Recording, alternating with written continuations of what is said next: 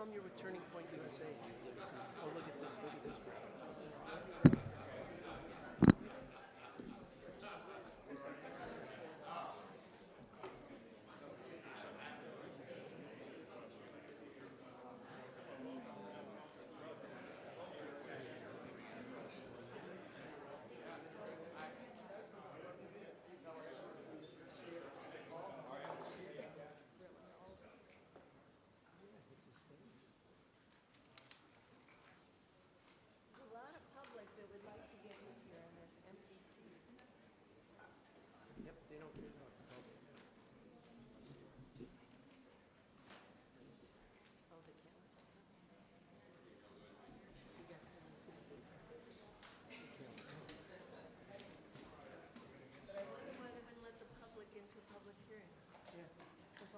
Oh, this must be the right place.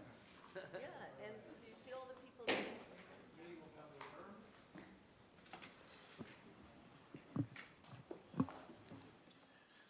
Today, we will examine how immigration policy is carried out at the federal, state, and local levels in Minnesota and across the country.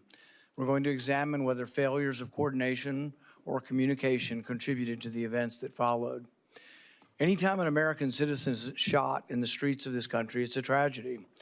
That's true whether the individual is a private citizen exercising their constitutional rights or a law enforcement officer performing official duties. Loss of life demands scrutiny, not spin. In Minnesota, sharply conflicting accounts have emerged, so we want to get to the truth today. State and local officials tell one story, federal officials tell another story. Depending on the media source, the public may hear only one side. The hearing today, though, is to evaluate the facts and not to defend any one particular narrative. We will hear from two panels.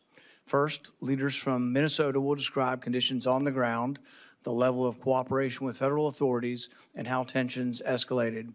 Second, leaders from CBP and ICE will explain the challenges of conducting enforcement operations under intense public scrutiny. We've also heard repeated claims that Minnesota, or Minneapolis in particular, is a so-called sanctuary jurisdiction. That term is often loosely applied and means different things to different people, but we want to explore what that means and whether it's part of the problem today. State and local officials dispute that the characterization. Federal officials cite limits on the cooperation. Not every state operates this way. We don't seem to have this tension or problem between state and federal government and other states. Why? We need to understand what cooperation actually looks like in Minnesota and how it can be better. We need to look where communication has failed, and we need to determine whether this was a failure of policy, coordination, or leadership on one side or both sides. In a free society, filming government officials in public is a constitutional right. It's not an act of aggression. Americans are led to believe, excuse me in the back, Americans are led to believe that exercising the right of being there and protesting shouldn't place them at the risk of lethal force. If it does, public trust collapses. At the same time, federal officials made public statements implying that firearms are prohibited at protests. Those statements were later clarified, but they're erroneous and not helpful. The First and Second Amendment are not suspended during periods of unrest or during protests. When officials speak imprecisely or rashly about constitutional limits, especially in volatile moments, they risk inflaming the situation rather than stabilizing it. Law enforcement officers perform difficult and dangerous work, and the vast majority do so honorably. But when a shooting occurs, the proper response is not to dismiss concerns or rush to judgment. Traditionally, the officers are removed from the line, even in very justified shootings, even in shootings when they've been shot at multiple times, wounded, the officers typically removed and there's an investigation because we think lethal force is such a thing that should be controlled and restricted that we always investigate it. That's what needed to happen here and should happen. The process protects both the public and the law enforcement officers, but we must avoid on all sides is just resorting to inflammatory rhetoric, declaring nothing to see here, or rushing to label a U.S. citizen a domestic terrorist before the evidence is established undermines trust and escalates already volatile situations. Both parties have weaponized the term domestic terrorist to target those with opposing views, and it needs to end. Many Americans have seen the videos. Many see an individual retreating. Many see someone attempting to assist a woman on the ground before being seized from behind. Reasonable people may disagree about those videos, but the truth must be determined by evidence, not narrative. I support immigration and customs enforcement. I believe dangerous criminals should be removed from our communities. But in order for ICE to be successful, they must restore public trust. We must acknowledge when federal agents are placed in chaotic crowd control situations that the risk of tragedy increases. At the same time, state and local decisions that limit cooperation affect how and where federal enforcement is carried out. Escalatory statements from any level of government only make it worse. Reports that cooperation in Minnesota is improving and that agents will return to their normal assignments and be repositioned outside of Minnesota are encouraging. Restoring trust, however, requires more than assurances. It requires independent review, clear standards for the use of force, and honest accountability. A government that values liberty must be willing to examine its own actions. That is how we protect civil liberties, that's how we protect law enforcement, and that's how we protect against future loss of life. Senator Peters. Well, thank you, Mr. Chairman, and thank you, Mr. Chairman, for convening today's hearing. In communities all across the country, Americans have seen on video with their own eyes as law enforcement officers from the Department of Homeland Security have tackled and beaten U.S. citizens in the streets, as they've broken windows and yanked U.S. citizens from their cars, as they've been pepper sprayed in the face at point blank, and as they have shot and killed 2 U.S. citizens, Renee Good and Alex Preedy, who were exercising their First Amendment rights. In Mr. Preedy's case, his Second Amendment rights. These actions have been carried out by masked federal officers without appropriate identification and near areas like schools and houses of worship, where innocent children are often present and placed in harm's way. While all Americans agree that we should remove violent criminals who pose a threat to public safety as part of immigration enforcement, we all agree at that. But most Americans also overwhelmingly agree that the administration's violent and heavy-handed tactics are an abuse of power, and they must be reined in. Today's hearing comes at a critical time, as Congress has a chance to put needed reforms in place to hold DHS law officials and enforcement officers who supervise them accountable. And I'm grateful that today the committee and the American people will have a chance to hear not only from state officials from the state of Minnesota, but most importantly from key agency officials within the DHS who oversee the officers carrying out the actions that we have all seen on the ground in communities like Minneapolis. I look forward to hearing testimony from these DHS officials, but at the end of the day, they all answer to Secretary Noem. She must also fulfill her responsibility to testify before this committee, and more importantly, the American people, for the lawless and unconstitutional behavior that some DHS officers have carried out under her leadership. Today, we're going to hear a lot of explanations and justifications from federal officials, and I'm sure we'll hear accusations about communities like Minneapolis and what the Trump administration thinks their obligations are when it comes to immigration enforcement. But let's be clear, immigration enforcement is solely the responsibility of the federal government. We'll hear today from state officials in Minnesota who will shine a light on how they cooperate with ICE, despite the administration's rhetoric to the contrary.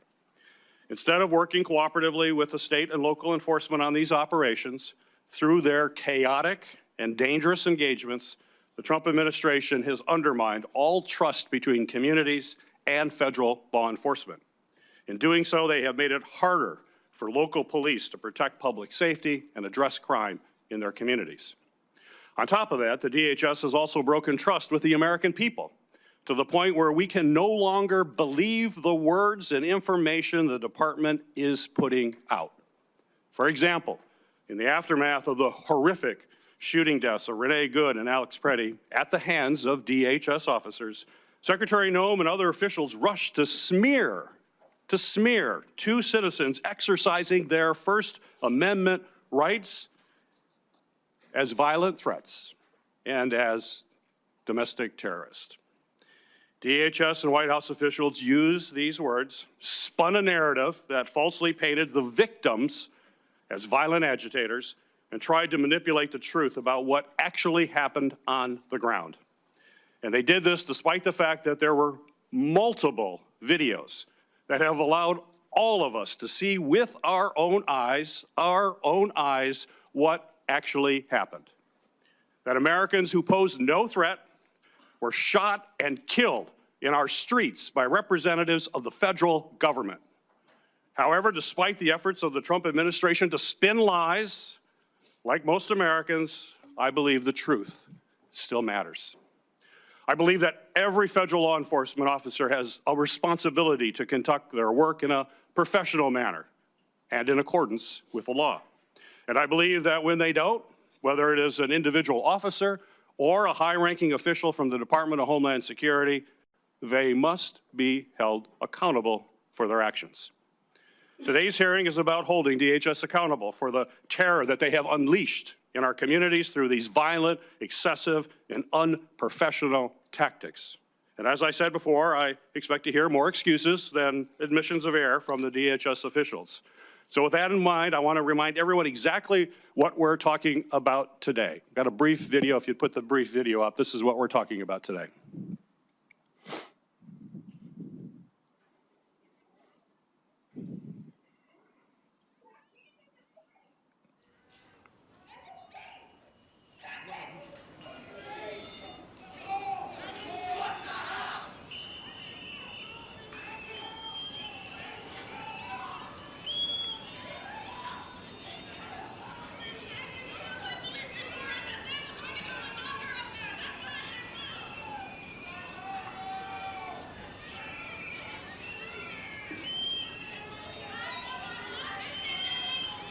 Yeah, why didn't you write information down? Because we're in this database. Oh, good. And if you're considered domestic terrorists, so.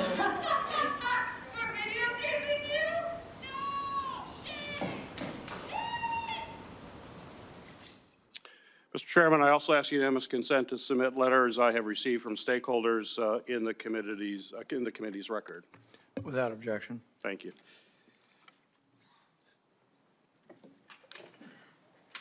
Tom Emmer represents Minnesota's 6th Congressional District and serves as the House Majority Whip.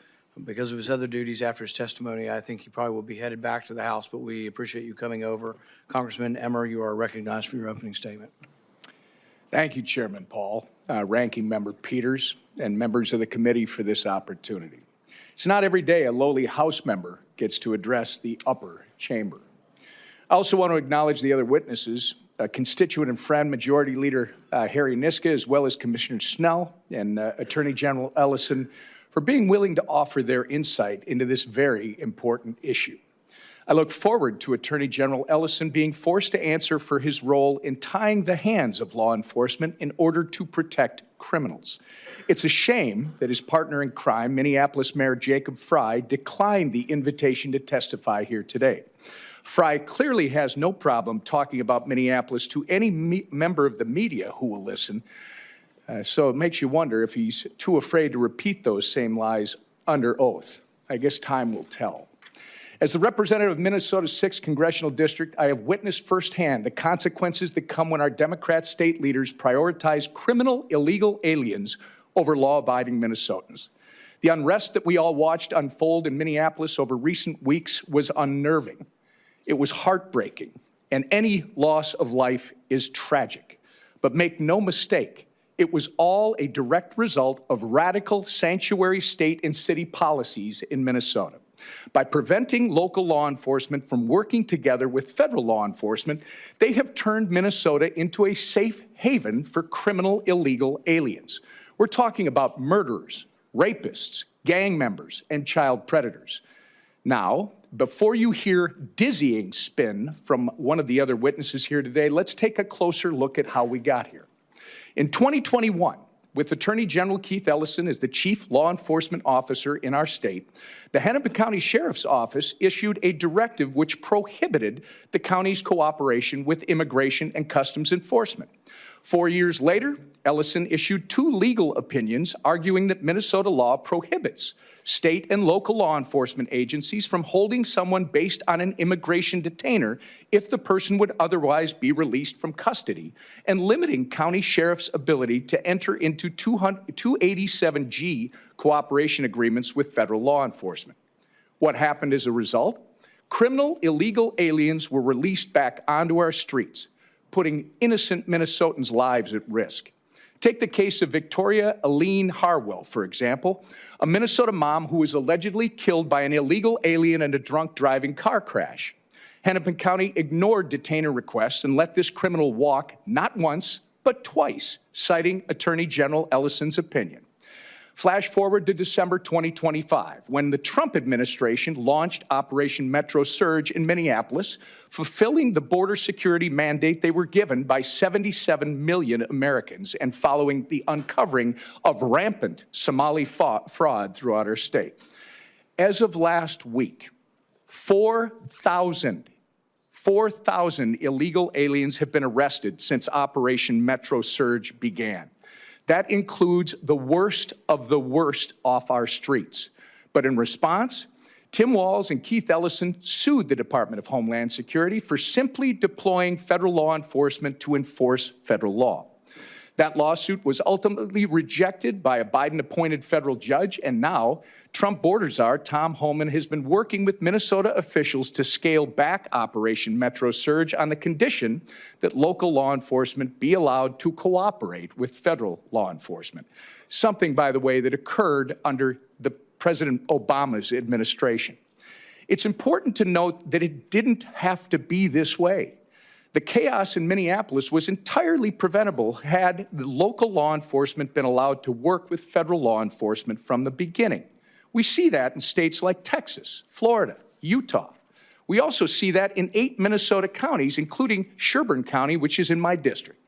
Sherburne and these 7 counties have proactively partnered with federal law enforcement to prevent criminal illegal aliens from roaming free, despite threats of ridiculous lawsuits by the ACLU arising from Attorney General Ellison's dangerous guidance. It's really that simple. By allowing local law enforcement to notify federal law enforcement when they arrest illegal aliens and detain them until a federal officer can come and get them, we limit the Fed's footprint and keep dangerous criminals off our streets. It's a win-win for all parties involved. But Tim Walz, Keith Ellison, and Jacob Fry are so beholden to their radical sanctuary state and city agenda that they've lost all common sense. And now here we are today with innocent lives lost and chaos in our streets. It's horrible, but entirely preventable. And it makes you wonder, why are Minnesota Democrats so keen on protecting criminal illegal aliens? Is it so that they can secure votes come election season? Tim Walz, after all, refuses to hand over Minnesota's voter rolls to the Department of Justice. And Keith Ellison has a history of cutting deals with Somali fraudsters for personal, political, and financial gain. These are all very important questions, and I hope we can get some clarification on all of them today. Minnesotans deserve answers and accountability. Thank you for allowing me to testify on behalf of all the hardworking, law-abiding Minnesotans. We're grateful for your commitment to uncovering the truth and ensuring that justice be served.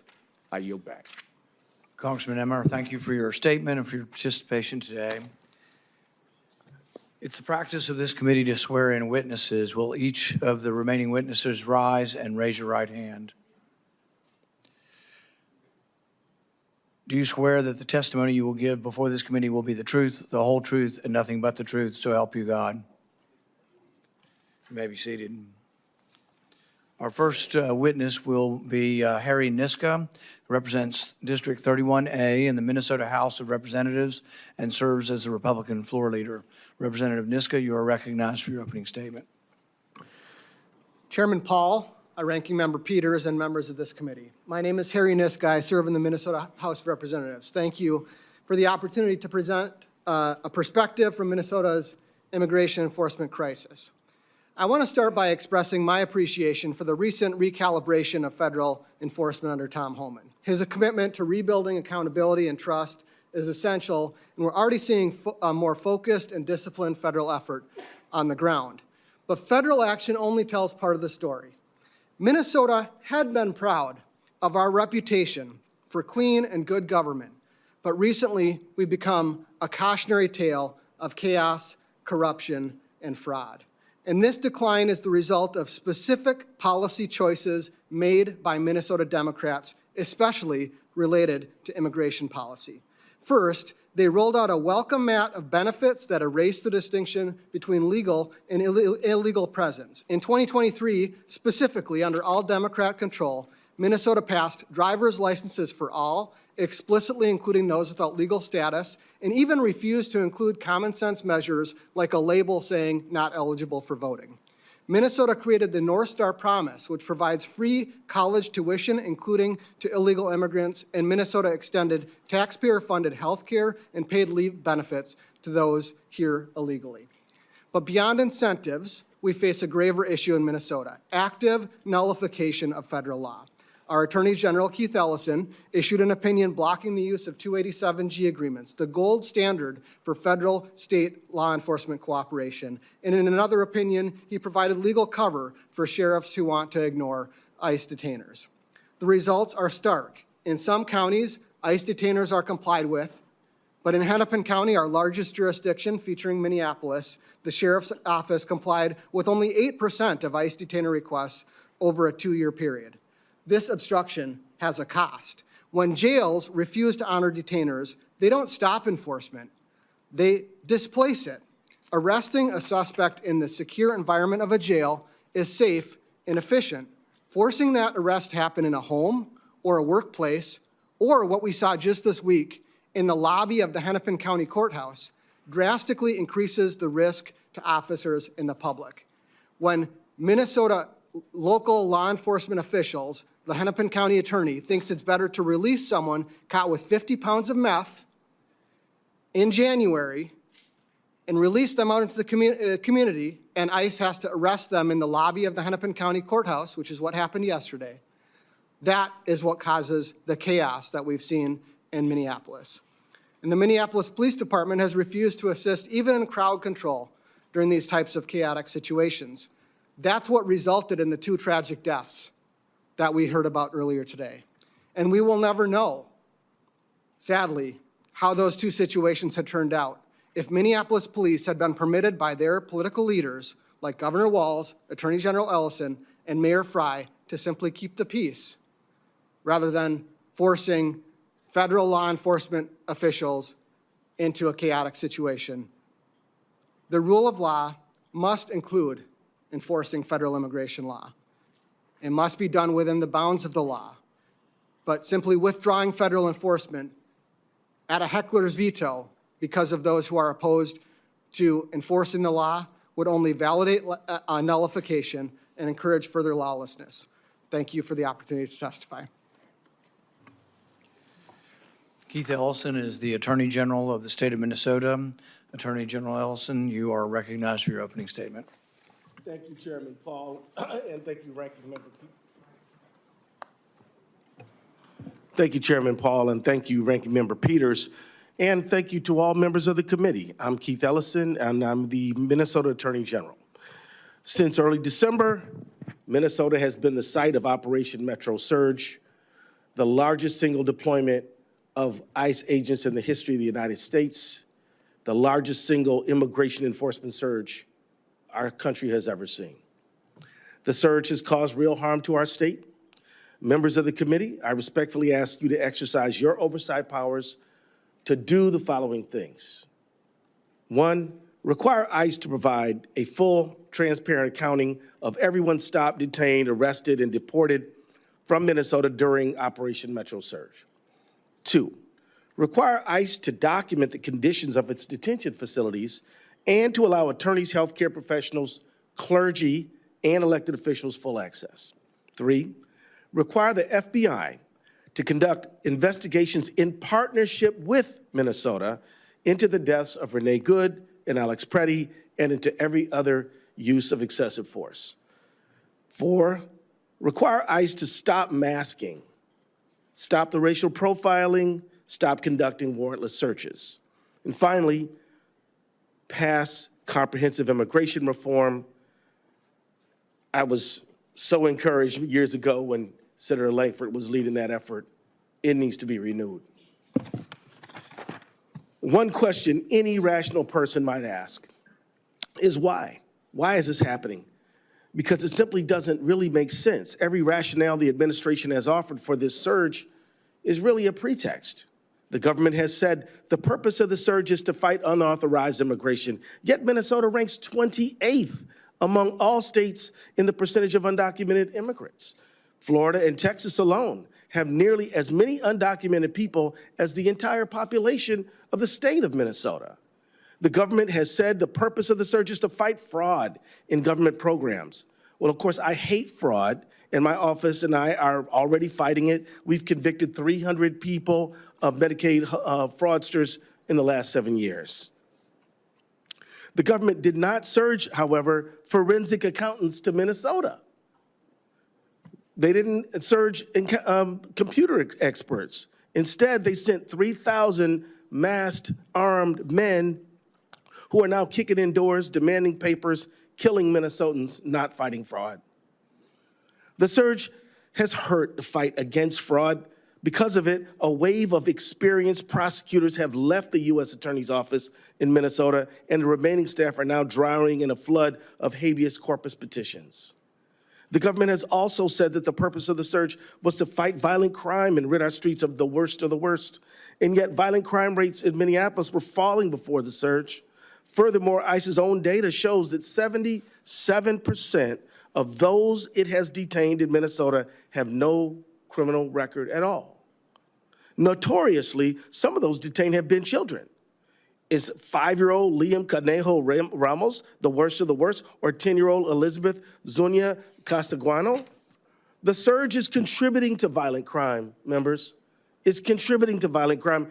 2 of the 3 homicides committed in Minneapolis in 2026 have come at the hands of federal immigration agents.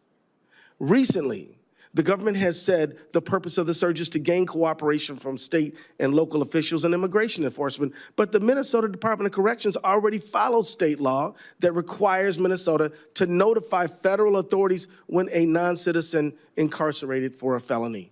Second, under Minnesota law, no jail can keep someone incarcerated on an ICE detainer longer than they're otherwise legally allowed to incarcerate them. This is not unique to Minnesota. Several of our federal and state courts have reached a broad consensus that aligns with our law. So after dismissing all of the pretexts, what's clear, this surge is all about what Donald Trump said it was all about. In a true social post on January 13th, he wrote, "Retribution and reckoning was coming to Minnesota." This war on Minnesota is retribution, to be sure. Our policies, our values, and how we vote, and it comes at a great cost. Senators, it comes at a cost of the lives of 2 U.S. citizens, Renee Good and Alex Preddy. It comes at the cost of shuttered businesses, Mr. Chairman, disruptions in education for tens of thousands of children, lasting harm to Minnesota's economic prosperity and social cohesion. And it comes at a cost, Mr. Chairman, to our Constitution. Under the 10th Amendment, the federal government may not compel or coerce states to enforce immigration laws or any other federal government priorities. And under the First Amendment, the government may not stifle speech or restrict the right of peaceful assembly. Operation Metro Surge routinely violates both these constitutional principles. So, Mr. Chairman, you'll never know how grateful I am that you called this hearing to discuss this matter. Mr. Ranking Member, I do appreciate it very much. The people of Minnesota care deeply about the health, safety, and constitutional right of their neighbors. And I have one final request of all senators, and that is directed to the administration. End the surge. End it now. It's already gone too far, and it must go no further. I yield back. Paul Schnell serves as the Commissioner of the Minnesota Department of Corrections. Commissioner Schnell, you are recognized for your opening statement. Thank you, Chairman Paul, Ranking Member Peters, and members of the committee. Thank you for the opportunity to testify today. My name is Paul Schnell, and I serve as Commissioner of the Minnesota Department of Corrections. I appear before you as a career public safety professional, a former law enforcement officer, police chief, and now head of the State Corrections Agency. What is happening in Minnesota is not a dispute about whether immigration laws should be enforced. What is in question are the reasons for the unprecedented federal actions in our state and the tactics being used. 2 Minnesotans, both U.S. citizens, are dead following encounters with federal immigration agents. That alone warrants serious oversight, particularly in light of federal officials' unwillingness to allow a shared investigative process.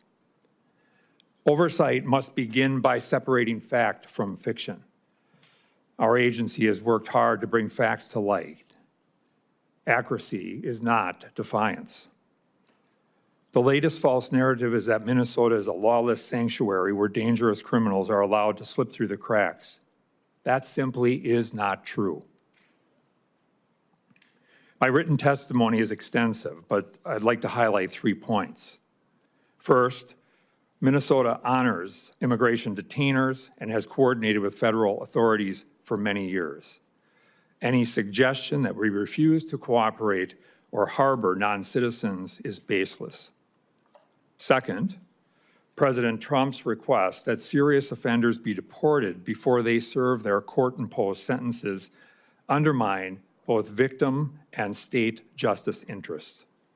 Third, the execution of Operation Metro Surge has had tragic consequences. What has resulted is not controlled, target-focused enforcement, but an operation lacking planning, discipline, and constitutional restraint. It is both possible to respect civil liberties and engage in meaningful immigration enforcement.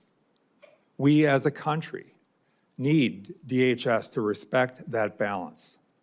Minnesota's experience shows us that unchecked enforcement can lead to tragedy and a profound loss of trust.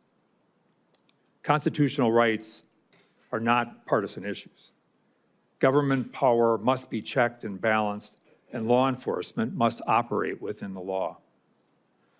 Chairman Paul, members of the committee, I am here because I believe oversight is urgently needed. Minnesota seeks a return to law enforcement agencies respecting each other's roles, where enforcement is proportional and constitutional, and where the public can trust that government power is exercised responsibly and transparently. We are not there today, but with your help and continued advocacy from leaders who value the constitutional principles, I am hopeful we can get there again. Mr. Chairman, thank you for inviting me. I am prepared to answer your questions and assist the committee's inquiry in any way I can. Thank you all for your testimony. I think there is a way we can get beyond, our differences on immigration and our differences on approach. And I think, but we have to look at this in a broad scope and try to leave some of that aside. I think there is no justification for bad behavior from law enforcement, whether it's your local police or others. It has to be investigated, needs to be corrected. You have to change your policies. You have to announce that you're going to do a better job. But I think there is an explanation for why there's 3,000 ICE agents in Minnesota. One explanation has been put forward was vindictive. Maybe, I don't know for sure. But I do know that if you tell people preemptively that your local police will not cooperate, so if ICE calls you up and says to Minneapolis, we have a guy, we're just presuming it's a guy because more bad people out there, unfortunately, are men than women. It's a guy, this bad guy, we want to pick him up. He's been convicted of an assault and he's now needs to be deported. If the policy of Minneapolis is not to cooperate at all, I mean, there's going to be a real problem, and then they're going to say we need more ICE agents. So what happens right now, Mr. Ellison, Attorney General Ellison, if I'm from ICE and I call Minneapolis and I say, John Smith is wanted and will you help us? Could we have 10 Minneapolis policemen go with 1 or 2 agents and arrest him? Or do we have to have 12 agents and no Minneapolis police? What happens? Well, under Minnesota statute 631.50, anybody convicted of a felony who's in who's in custody must be questioned about their nationality. That's in custody. That's sort of a different question. Okay. I'm talking about somebody who's in Right. the community and they need help arresting this person. Right, but you said felony, so You're right. that's what And maybe. that's a different, we'll talk about Okay, that. yeah, But yeah. let's talk about somebody they want help, and is the local police force going to give them help, or do they have to bring in all ICE agents to do it?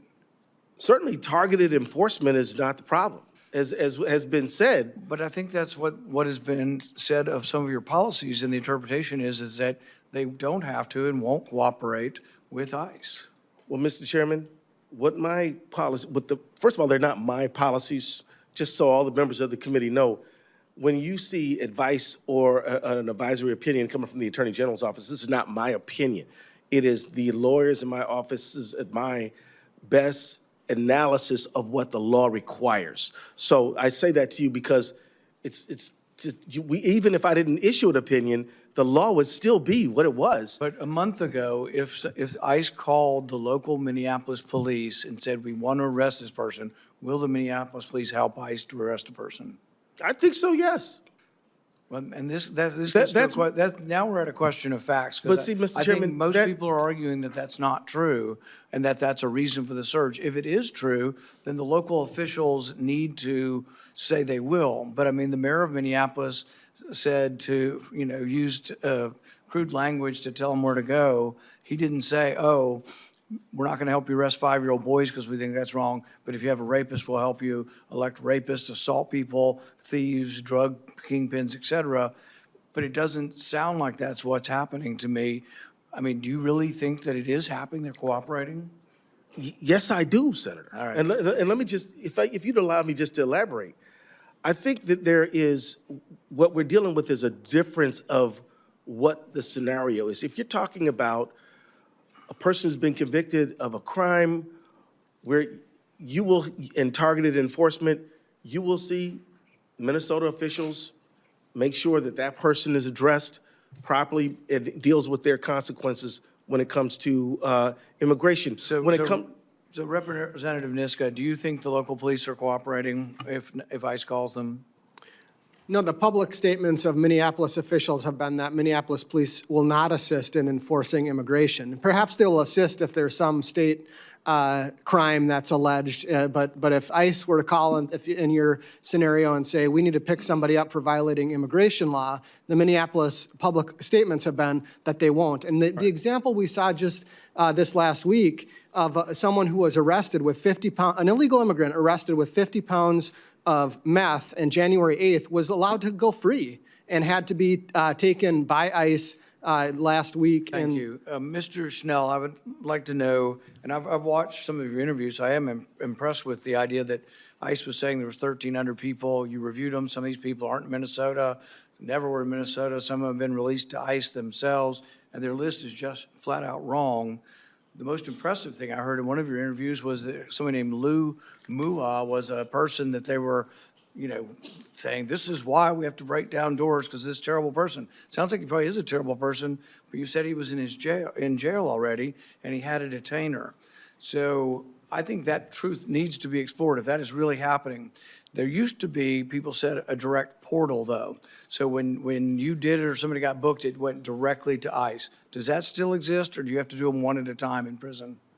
So, Mr. Chair, at present, we provide notification in accordance with law to ICE when they come in.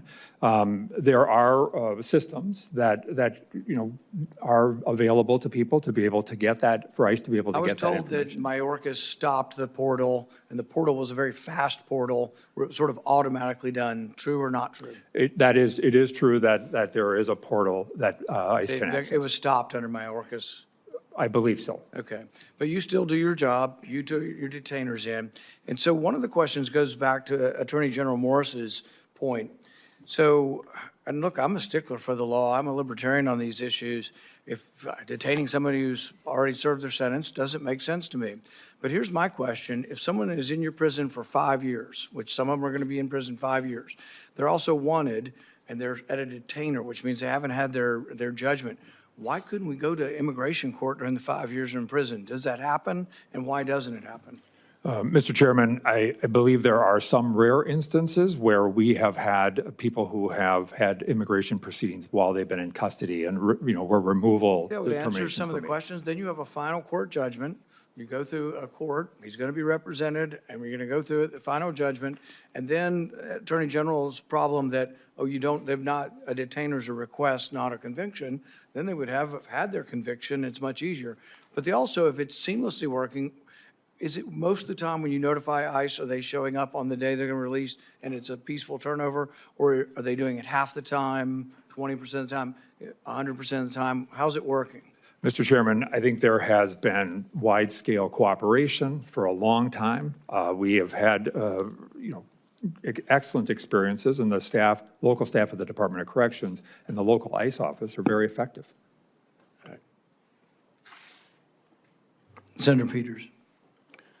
Thank you, Mr. Chairman. Commissioner Schnell, has ICE or anyone else at DHS attempted to coordinate their operations with state and local law enforcement, or even notified them when they are conducting immigration enforcement, according to your knowledge? Senator, I believe this is one of the challenges, and may speak a little bit to the chairman's earlier question, that there has not been a planful approach. There has not been efforts to coordinate or discuss their targets. We have not been provided with a list of targets, as a for instance, where there could be some opportunities where we have those dangerous people that represent a risk to Minnesota's public safety that we could coordinate. So that has not happened. So it hasn't. They have not been attempting to coordinate with local law enforcement, what you've seen. And you have your current experience. You also have a long and distinguished career as in police in the community, including a police chief for a number of communities. So they have not coordinated, to your knowledge. So what danger to public safety and local law enforcement does this lack of coordination from DHS result in? Well, I think, Senator, what we see is, a situation that is crisis-driven. And I think the challenges are when things get out of hand, then it was we need local law enforcement to protect ICE and ICE operations. When in fact, if coordination had happened from the get-go, I think a lot of this could have been avoided. And there's a long history, whether it's Minneapolis Police, the Department of Corrections, any law enforcement in Minnesota, of strong collaboration with federal partners. For instance, the Department of Homeland Security Investigations Division does a lot of work with transnational drug investigations on task forces that law enforcement are actively involved in. And these are really positive and important public safety ventures. And yet, this particular intrusion into the state really was done solely by them without coordination, and that has created, I think, a public safety mess for our state, and something that I think we should all be concerned about. Well, that's significant. So they are not reaching out to try to coordinate an action. It sounds like from your testimony, if I'm correct, it's only when it gets a crisis situation because it's out of control, that they had lost control, then they call for help from the police. Please help us. We're messing this operation up. I think, Senator, that's precisely, I think, what we have seen over the course of time is that as things became more crisis-oriented after the two shootings, the two deaths, then there was this need for collaboration and securing ICE agents and even the local ICE facility in Minneapolis. Okay.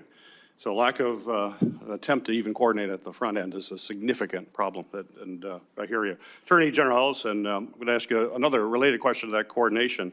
Can you describe the coordination between DHS or DOJ with the state and local officials into the investigations of the tragic shootings of Renee Good and Alex Preddy? We haven't had any Senator, we haven't had any cooperation up until now, which is really unusual because in prior cases where there's been a federal and state interest in a crime, we've seen collaboration between federal and state authorities. It's how we normally do work. It's not unusual at all. And in fact, this situation, when we were told you can't have access to the evidence, to the crime scene, that was highly unusual and surprising to us. And so we're hoping that we can gain cooperation, perhaps in the Pretty matter, but we've been advised that the good matter is the feds are not investigating it, and we still haven't received any access to the evidence that is involved in that case. So it's an unusual, strange situation, but we're, with good faith, hoping that things will change. So that's important. You're saying in the past they've worked with you or other folks. Yeah. But in these two cases, they're stonewalling you? That's a yes. That's a yes. Wow. Well, Commissioner Schnell, as a former local police chief, as I mentioned earlier, is cutting out law enforcement, cutting out local law enforcement a common and effective way to actually conduct an investigation? Senator, no. I think, the operations, as the Attorney General pointed out, of close collaboration and sharing of evidence, and we saw that in rather significant cases where there was both a local investigation and prosecution, as well as a federal investigation and prosecution in other cases. So, I think as we look at the public safety of Minnesota, the public safety of our country, collaboration between law enforcement and focus and targeted enforcement on issues of critical importance, whether that's human trafficking or large-scale drug interdictions, these things need to continue, and we need to get back on track for those matters. And I think that's where success can happen. That's where success has happened in collaboration, but that's not what's happening currently as we see in Minneapolis and Minnesota. Okay. So the next question is to both of you. This administration has basically demanded that Minnesota state and local agencies use their extremely limited resources to basically subsidize DHS operations, is what we're hearing. Now, this is despite DHS receiving well over $100 billion from the Republican spending bill to conduct the kinds of operations we're seeing on these streets. So given recent reporting that only 14% of arrests made by DHS are individuals with a criminal record, would you say this is a good use of those limited state resources that you have to protect people on the streets of your local communities, to help ICE round up mothers on their way to work or children getting off the school bus, or should you be using that to fight crime on your streets and making the people safe in your communities? And how does that strain your ability to provide public safety for the residents that you serve? Attorney General Ellis, you want to take the first stab? Yeah, well, Senator, look, crime in Minnesota and in Minneapolis has been going down. We're grateful for that, but we still need every resource we can to protect public safety. And the fact is, resources are very limited. I think that given the proper circumstances, legal cooperation makes sense, but we simply don't have the state budget to be deputized to carry out functions that are reserved constitutionally to the federal government. That's their business. We have our business, and where we can work together, that's a good idea, but we simply cannot just convert our resources over to the federal government. So. Senator, I simply can't imagine how many dollars have been spent in Operation Metro Surge. It's staggering. The cost of human life, as well as just the actual financial resources, is hard to even imagine, especially when we look at the numbers that we're talking about. When we look at what is happening operationally, it becomes hard to understand, and certainly taking resources away from the local community would be contrary to public safety in our state. And I think it's also important to say that, we didn't ask for this level of assistance. I think we have seen crime go down in our state, and this certainly has not been ultimately beneficial to the safety of our state. Thank you. Senator Johnson. So a lot of what we heard here today literally makes no sense. when you look at the history of returns and removals, you know, the Obama administration, first Trump administration, you have to kind of throw out Biden. It was such an aberration. Obama, on average, they returned and removed about 650,000 people a year. Trump in his first term, about 500,000. It's lower than Obama. This first year, there have been a little under 600,000 returns and removals. That's a lot, but it's not a whole lot when you realize we flooded who knows how many, at least probably 10 million people, if not more, during the Biden administration, and created this enormous mess. By the way, including that, according to DHS, 650,000 criminals that are at large. They're not detained. 15,000 murderers. 20,000 people convicted of sexual assault.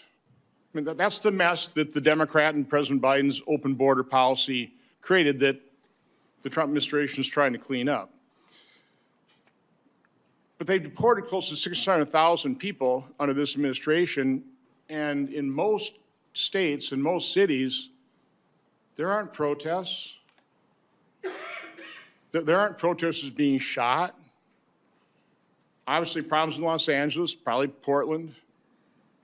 You know, these places that claim to be sanctuary cities, that sounds like, Attorney General Ellison is denying the fact that, we cooperate with ICE.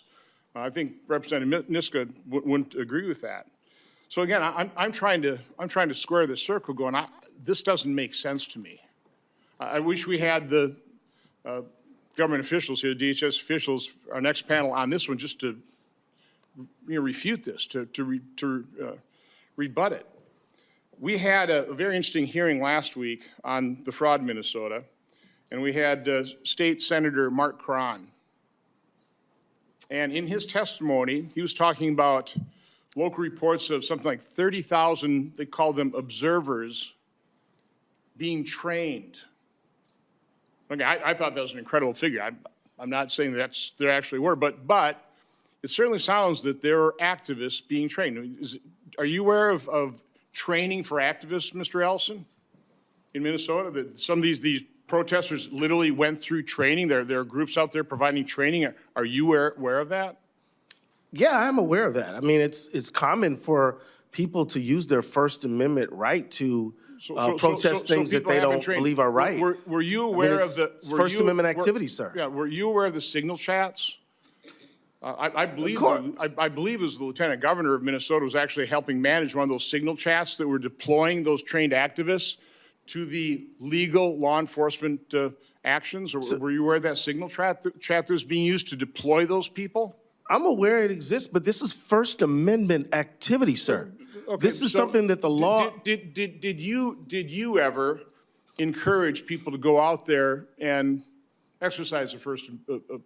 Yeah, I do. Right? I freely admit being in favor of the First Amendment. You encourage trained activists to put themselves into harm's way because you had to know, because you were watching this, that there were scuffles at least, that these people were obstructing justice. I would think you'd actually, as the chief law enforcement officer of Minnesota, be concerned about people obstructing justice. So, putting their cars in streets, blocking roads. I would think as chief law enforcement, you would be concerned about that, but were you ever concerned about encouraging, I guess, people to support you to go out and put themselves into harm's way? No, we never. Impeding and obstructing illegal law enforcement action. Did that ever concern you? Sir, that never happened. We all times said, if you want to protest peacefully, protest safely. But you'll never find me being against the First Amendment right now. But I'll always be for the First Amendment. But you were seeing the scuffles, right? You were seeing and by the way, Minneapolis police officials could not help protect ICE officials, right? I mean, Representative Niska, isn't that, when you're talking about the nullification of federal law, isn't that one of the, Hennepin County, that they simply could not help and protect ICE in their legal law enforcement actions?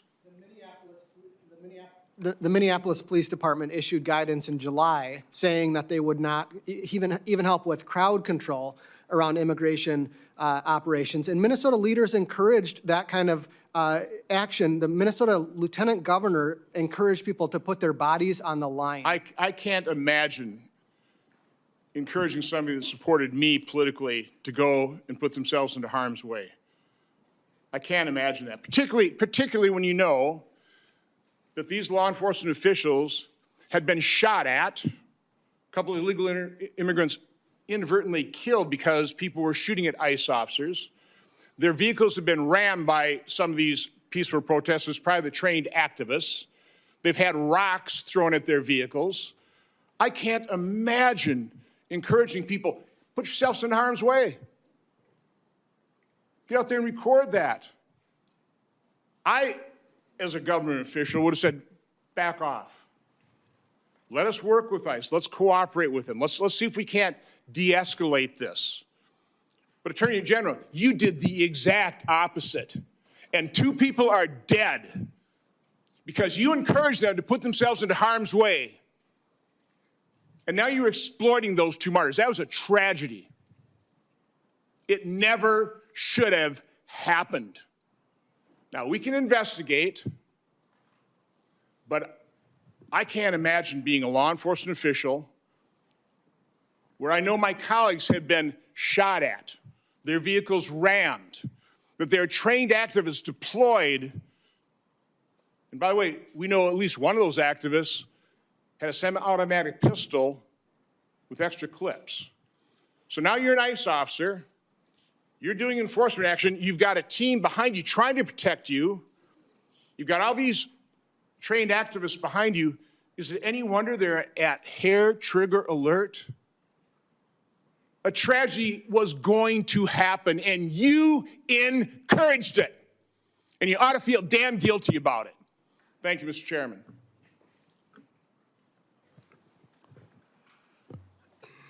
Yeah, sit there and smirk.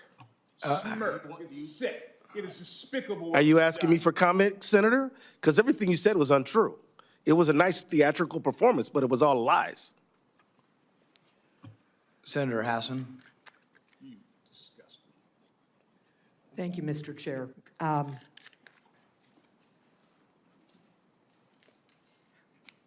We're here today because Americans are outraged by the deliberate intimidation, trampling of civil rights, and lawlessness from this administration that has left 2 Americans shot dead, 2 American citizens shot dead by masked federal agents. And with respect to my colleague from Wisconsin, there is a long tradition in this country, especially in the civil rights movement, which finally brought us out of the Jim Crow era, of peaceful, nonviolent demonstration where people are trained so that when they are attacked, even by law enforcement who are escalating, they know how to stay calm. And it is because of that kind of nonviolent First Amendment activity that we were finally able to pass civil rights laws in this country.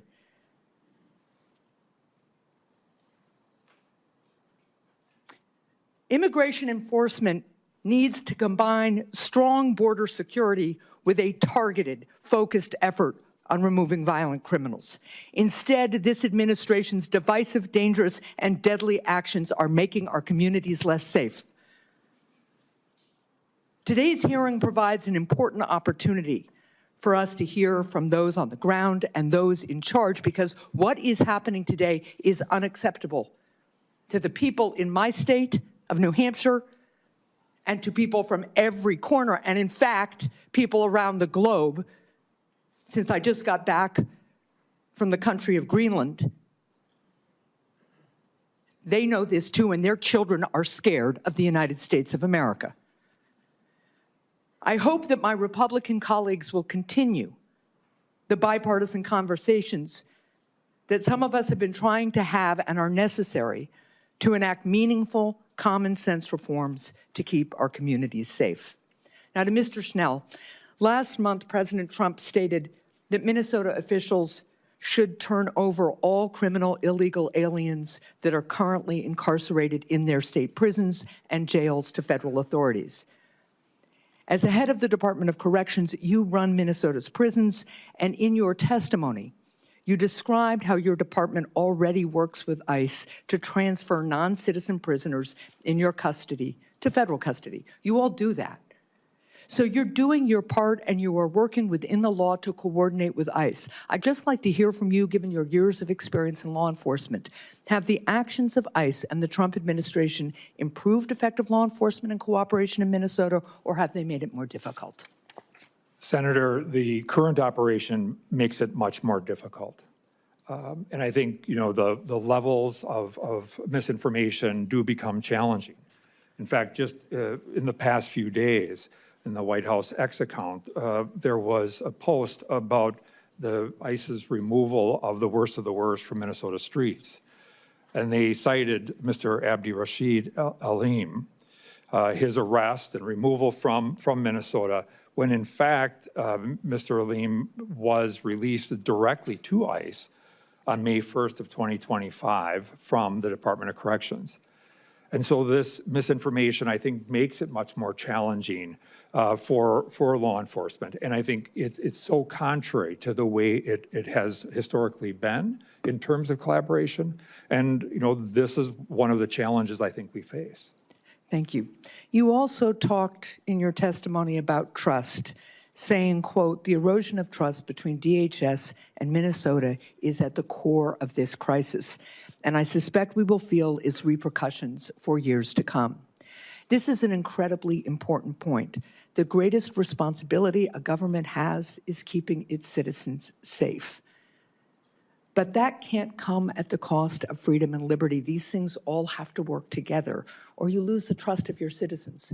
And all across our country, and in my state of New Hampshire, law enforcement and communities work together in this way to work to be safe. So having lived this experience, what do you see as some of the repercussions of this loss of trust, and what can we do to rebuild it? Senator, I think it happens here with this, and we'll start with this committee and with Congress taking, you know, some clear action to address and rebuild the legitimacy and trust in ICE. And there, we want to be clear, there is a legitimate need for immigration enforcement and for addressing those people who represent, in particular, a threat to public safety. But I think what we want is to return to the days where there is close collaboration, as you described, where we can focus on key issues of community and public safety across our country, things like transnational large-scale drug efforts, as well as human trafficking. These are really important issues that there has been longstanding collaboration, and I worry that because of what's happening today, those efforts will be lost, or we will not invest the kinds of resources that are needed in those areas. Yeah, I appreciate that. I guess one last question. I come from a small state, but we have 234 cities and towns. And some of our police departments are a few officers. Our larger cities have, you know, many more than that. But can you talk about the realistic need to cooperate and plan when you have limited resources? It sounds to me that some of what the administration is asking the state of Minnesota or the community of Minneapolis to do is turn over its entire police force to ICE to do their work, and then drawing them away from investigating state crimes, which is, of course, incredibly important. Can you just talk about that for a second? Senator, Minneapolis, like many communities across the country, have limited resources and have profound need on the policing front. And so it has to be targeted and focused on the needs of those communities and diverting this away. In fact, we can go back and look at the President's task force on 21st century policing from 2015, just 11 years ago, that really focused on the need for there to be an effort, but the decoupling of immigration enforcement from local law enforcement. And that doesn't mean that there isn't collaboration, and we need to focus on the right kinds of targets, but it does speak to the fact that local law enforcement has a role as does federal immigration efforts. And I think recognizing the differences there does become critically important. And, law enforcement agencies across the state want to work together, need to work together, but there also has to be appropriate focus on the needs of a particular community, large or small. Thank you very much. Thank you, Mr. Chair. Senator Langford. Chair Paul, thank you. Thank you all for coming here in the conversations. I do want to bring a couple things here. One is news for those of y'all that are here on the panel you probably have not seen yet, that Tom Homan has announced that they are standing down Operation Metro Surge in a press conference during this time period. He also announced that they have had 4,000 total arrests of folks that are undocumented in Operation Metro Surge, and have identified over 3,300 children that were unaccompanied minors that we didn't know their whereabouts. They were lost during the last administration, that those kids were also identified as far as where they are. We have some kids that have been lost into labor trafficking and all kinds of things on it. They've done that. So there is some news that's happening. I also want to be able to correct the record on a couple of things I've heard just even in conversation today. This number of 14% of the folks have a criminal record that ICE has detained is actually not an accurate number. That number is 14% of violent criminals. That's murders and rapes. 70% of the folks that are arrested nationwide have a criminal record. And so it's interesting that I guess there's some folks that don't see as important to arresting folks with 5 DUIs or that are drug dealers or robbery. They're just interested in getting murderers and rapists out. But I would say for most people in my state, if they have a criminal record, they're interested in those folks being removed from the country. So 70% of the folks have been arrested nationwide by ICE in the past year do have a criminal record of some point, not 14%. Attorney General Ellison, you and I served together in the House years ago together, so we've known each other a long time on it. You made a comment earlier about me trying to be able to work to be able to solve things. During the Biden administration, I made it very, very clear, I'll work with anybody that will stop the chaos that was happening at our border during that time period. At the time, I was working with the Biden administration and trying to find a solution with 12,000 people a day that were illegally crossing our border, a day. Almost none of them had any background checks at all. We literally had no idea who they were, and we had 70,000 people that even the Biden administration identified as special interest aliens coming from areas of known terrorism, but we didn't know who they were. 70,000 just in 2024. So you're correct. I was willing to work with anyone to try to make that stop because it was absolutely out of control.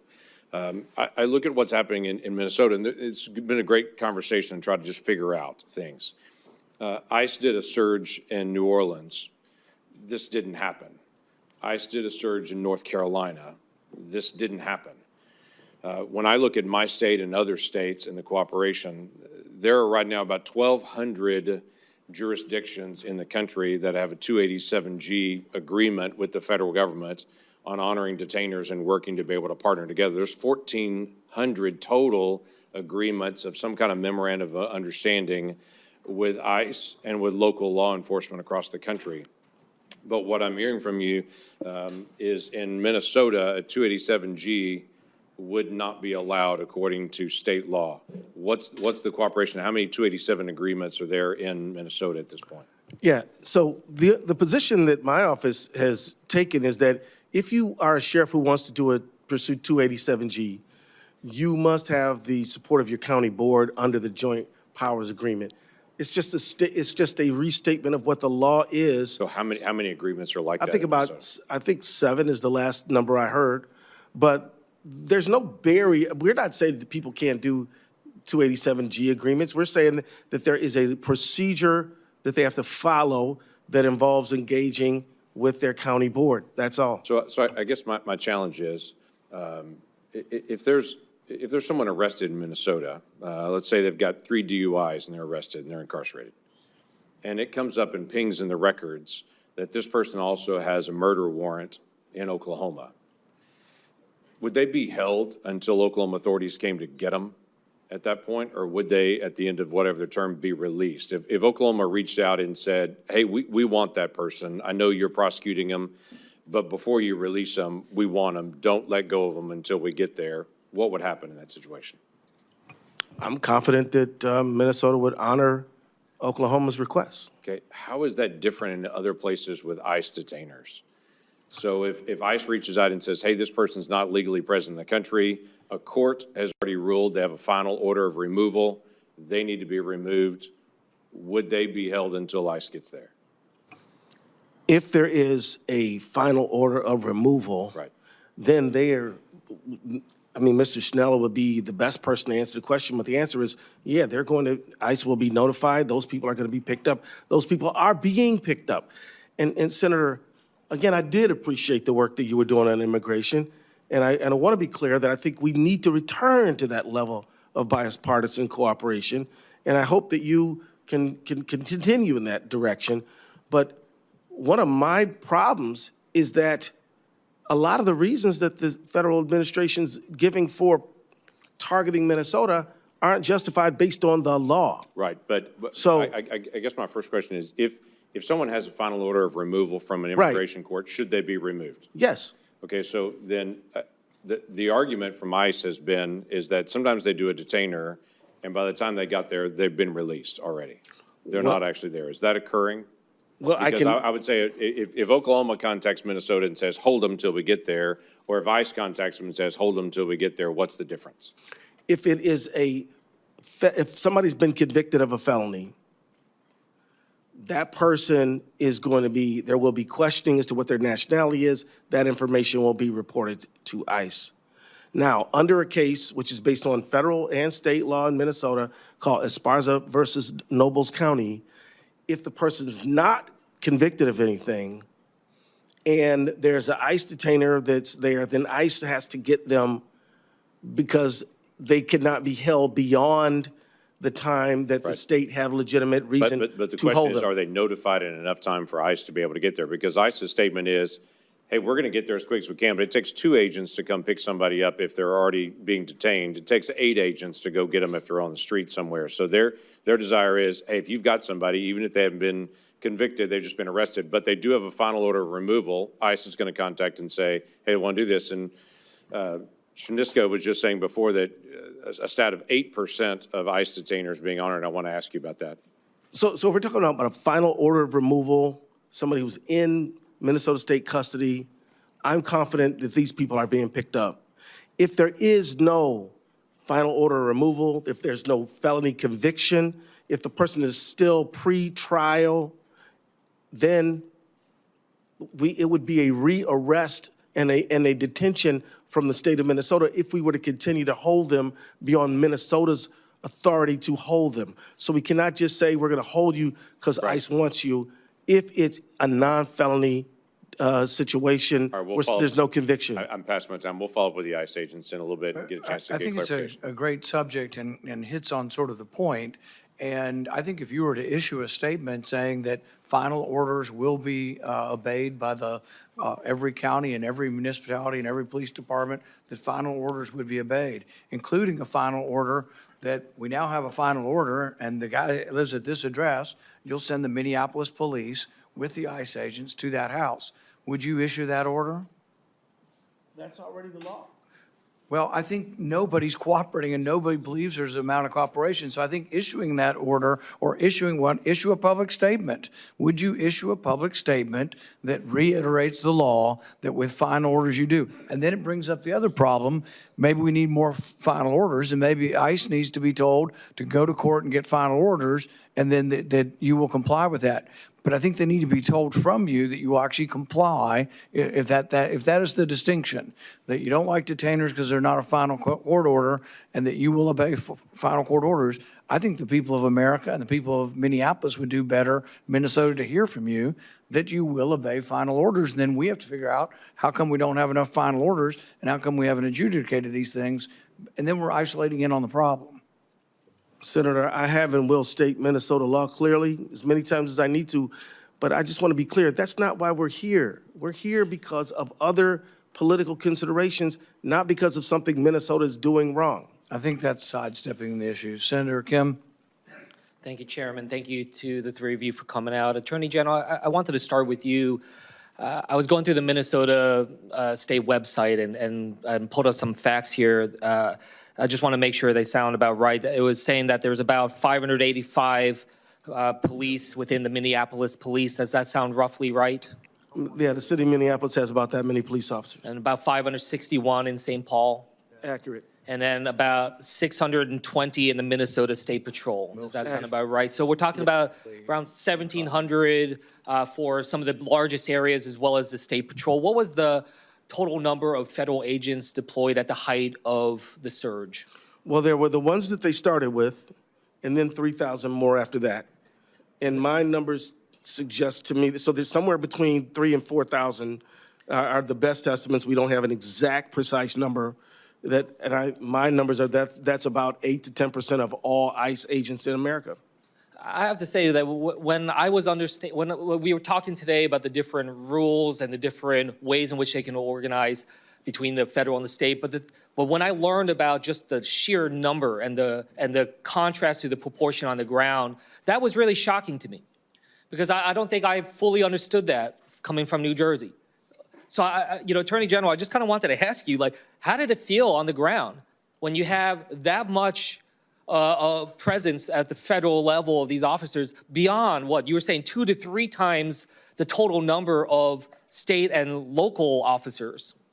It felt like our state was targeted, blanketed with paramilitaries everywhere who were approaching citizens, non-citizens, whoever. It felt like we were being occupied by the federal government. And I started returning, Senator, to reading about how the Boston Massacre, how did those Bostonians feel when a faraway government in England had imperial troops marching all over their city, harassing and abusing the citizenry? That's kind of how I felt. I heard that word a lot, used by others in Minnesota in the press, of just feeling occupied, just feeling like you don't have the ability to be able to control your own state and have this imposed upon you. So I just really wanted to hit that home because, again, we're having a lot of talks about what level of cooperation and whatnot, but I think this committee needs to look at just the sheer volume, the sheer number of federal agents, and what kind of signal that sends to Minnesota and to those on the ground. And look, Senator Kim, can I make one quick point? Yes, of course. Forgive me, my apologies. So the thing is, it has been said there have been surges in other states, and we haven't had these kind of problems. The reason why is there's never been on this scale. We just simply haven't seen this level of scale in other cities. This is the single largest deployment of ICE, of immigration agents in the history of our country. So I'm sorry for interrupting. No, absolutely. It's important to be able to hear. And sure, we heard the news from Holman saying that they're announcing the end of the surge.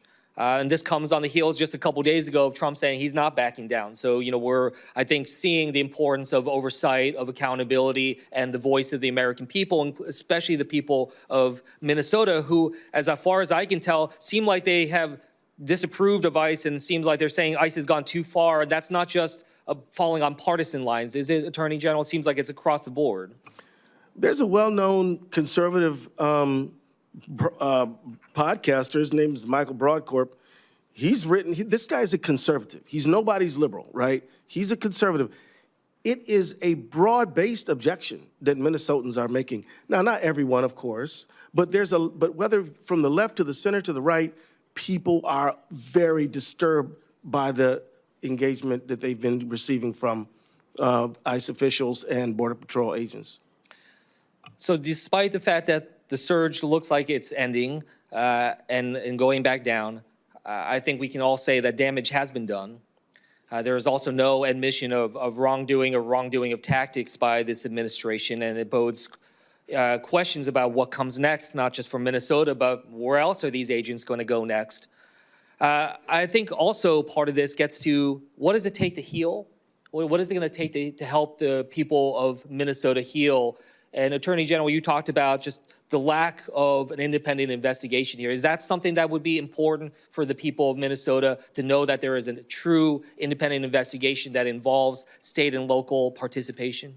Yes, Senator. I know that there's a diversity of views on this esteemed committee, but I would hope that all would agree that we need transparency in terms of the activities of ICE, transparency in terms of the conditions of detention facilities, access to those facilities, a full, fair, and joint investigation into the deaths of Good and Preddy, an end to the masking.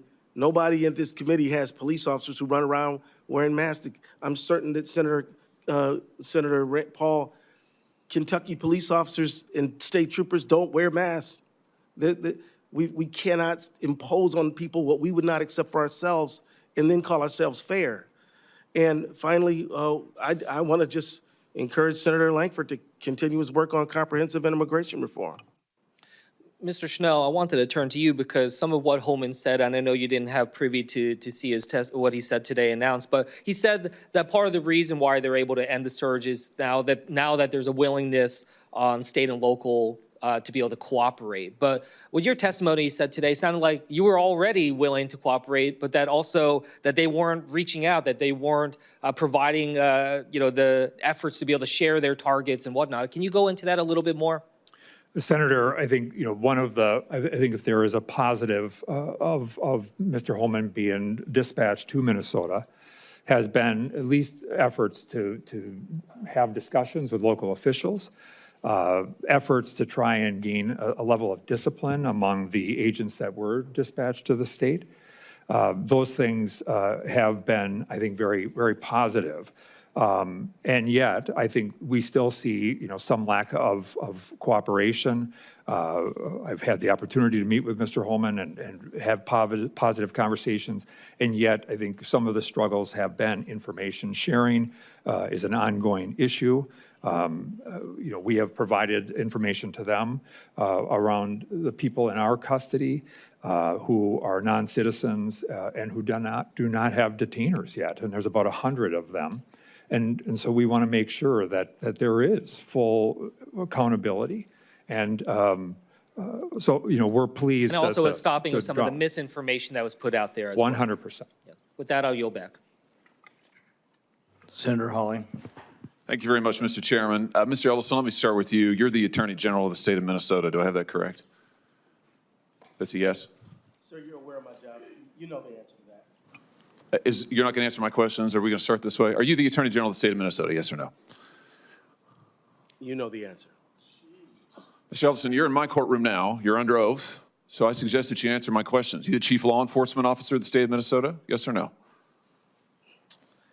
Let's try another question. Are you familiar with the $9 billion in historic fraud out of your state, including the $250 million in the Feeding Our Future program alone? You familiar with that? Don't turn to the pages in your book to get your potted answers. Are you familiar with it? Yes or no? Yes, I am familiar with it. Very familiar, aren't you? Because the people who ran the Feeding Our Futures program came to you in your official office in the state capitol of December 11th, 2021, and asked for your help in getting investigators off their backs. They complained to you for upwards of an hour about state investigators going after them, and they begged you to help them, and you agreed to it, amazingly. And we know you did. That's not because true. It's all caught on tape. Yeah, Every single sentence is caught on tape. Here's what you said. Let's take a look. Obviously, you said, it's not a question. You said to them, send me the names of all these folks who are investigating them. You said to them, send me their names. And I'll take that list and I'll call the person over at Education who is investigating them and say, what's going on? Why am I getting these complaints? Then he went on to say, I already have my team working on this. What day should we get together to discuss it again? You made pledge after pledge to them. You said, we've got to make sure this guy who's investigating them stops it. You said, you have my attention. I'm concerned about this. You said, let's go fight these people, meaning the people who were investigating the fraud. Why'd you do it? Why'd you help them? Are you going to let me answer? Please, we're all ears. So first of all, you're cherry picking quotes out of there. Why did you help them? I thought you were going to let me answer. Why did you help them? Are you going to let me answer? Why did you help You them? let me answer and I'll answer you. Tell the truth and I'll let you answer. I will tell the truth. Good. Let's do that. That'd be a nice change. Why'd you help them? Now see, Mr. Chairman, I didn't come here to be insulted. I came here voluntarily. You came here for the truth. Let's have it. Why did you help them? The quotes are here. They're in black and white, and every member of this audience can listen to the recording. It's 54 minutes long. It's all in public. You can Google it right now and listen to it. And listen to it all. Why'd you help them? First of all, I didn't help them. You did help them. No, I did not. I certainly didn't. You're saying you didn't do anything for them. You didn't. Well, wait a minute. I already have my team working on this again. That's not you? I have ventriloquist? my team assisted with the information that led to the prosecution and conviction of these people. No, you didn't. You didn't lift Yes, a finger we to did. prosecute them. No, you did not. No, You didn't because lift a finger it to was a prosecute federal them. You had, prosecution. BS. You had Okay, whistleblowers but come to you as early as 2019. You're the one talking BS. Hey, listen, it's my time. Doesn't know what you're talking about, Oh, sir. no, sir. You You're the now have one encountered the truth and you don't cherry-picking like it. quotes. Why'd you take their You're the money? one taking their Why'd you money. take their money? I didn't. You took No, that's a false statement. $10,000. No, that's a false statement. That is a false $10,000 statement. 9 days after the meeting. False statement. You took $10,000. Here's what Untrue. happened. They went to your office. That's a They false solicited statement. money from They you. did They not come to solicited my help office. from you. That's also wrong. They came to your office. No, It they was your didn't. official office. You No, they met with them didn't. for 54 minutes. No, they didn't. asked you for help. You pledged it to them, and they talked repeatedly about money. In fact, it's all they talked That's about. a lie. Money, money, money, money. They True. said, we Untrue. will put our dollars in the right place. We will support candidates that will fight to protect our interests. You replied, that's right. They said, if you are that is securing not your true. donor base and securing your power base, you can act the way you want. You replied, money is freedom. They said the amount of money circulating, I'm reading the transcript, the amount of money circulating in our community misreading the today is powerful, and we haven't realizing it in a meaningful way. And you said, give me the specifics. And 9 days later, you took $10,000 That's a lie. from people who were then indicted. It's in your reports. Why'd you do it? Sir, Was it worth it? You know what? This is a theatrical performance. 10,000. This is the truth. It This is has what nothing to accountability do- looks like, of which you've had none. No, you helped fraudsters defraud your state and this government of $9 billion, and you got a fat campaign contribution out of it. You ought to be indicted. True. Well, that's the truth. I think we've made the point. Let's keep the tenor Well, just for a the little more record, calm. I'll ask how I want he's to, Senator lying, Paul. and that's the truth. Oh, no, this is all on the record, no, sir. Did you bother You are- Did you bother to investigate where the money that you facilitated their fraud for, where it went? Do you know where it went, what it was used for, the fraudulent money? I do, because we just heard testimony about it yesterday. Because we the were funds key went players in the hundreds of millions of investigation. dollars to terrorist Yes, we groups, do to know. transnational criminal organizations, to the drug trade, to drug trafficking, to child trafficking. And you took $10,000 That's a lie. and helped them do it. You know, the other thing is, untrue statement. whistleblowers came to you as early as 2019. Let's look. As early as 2019, whistleblower. Don't talk over me. No, as no, early you're as talking over me. 2019, it's my hearing, pal. As early as I'm not your pal. 2019. Don't call me pal. Whistleblowers came to, well, I should call you prisoner because you ought to be in jail. Well, see what you can In do about it. 2019, whistleblowers came to you in your office and referred to you fraud allegations from Feeding Our Futures, and you blew them off. Listen, your own state newspaper That's a investigated lie. it. The Minnesota Star Tribune, the Partners in Nutrition, brought its concerns to the Attorney General's office in 2018 and in 2019, and you did nothing. You did nothing for years. The only action you took is, once all these fraudsters came to your office and asked you to get involved and offered you money, Did not come to then my you got office. involved. They Then did you not- took the money, and then you got involved. They did not come to my office. You're completely wrong about that. You met with them I did for not take anybody's 54 money. minutes, and you took $10,000, and they also gave your family money. They gave your family thousands of dollars in campaign contributions in addition to what they gave false you. statement. Let's put This is completely untrue. The New York Post. Yeah, we know the New York Post. Minnesota Keith Ellison, AG, accepted campaign donations from individuals linked to the $250 million COVID fraud scheme after they were in your office. The donations came on December 20th. Sir, you this met is with them not- on December the 11th, and on January 20th, the FBI knocked over their headquarters. No. That's the sequence of events here. No, it's not. You've the been sequence right of at the events. center of this fraud It's not thing the from the sequence of beginning, events. and It's you've untrue. enabled it. And sir, The false you statement. should resign. And sir, you should resign. I was thinking the same thing about you. Should resign. I was Mr. thinking Chairman. the exact same thing about you. I'm sure after encountering this Yeah. truth, you are, because No, it hurts to because have accountability, doesn't it? Because after this parade It of hurts to have lies and accountability. presentation, Time has I think you should be expired. ashamed for misrepresentation. Time has expired. Senator Moreno. Unexpected next witness. You're expecting somebody on the other side. Or should I go on to Blumenthal? So let me ask. Excuse me a second. I made a mistake. I I'm thought supposed to so. go to the other side. Senator Blumenthal.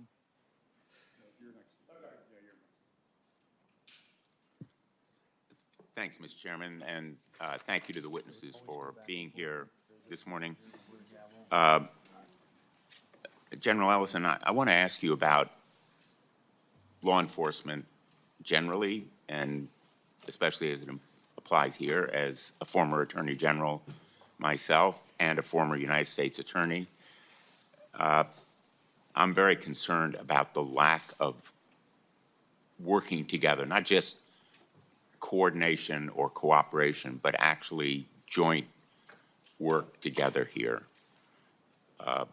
You know, this is routine because law enforcement is not about red and blue. It's about trying to apprehend and prosecute wrongdoers, to deter others, to punish the ones who did it.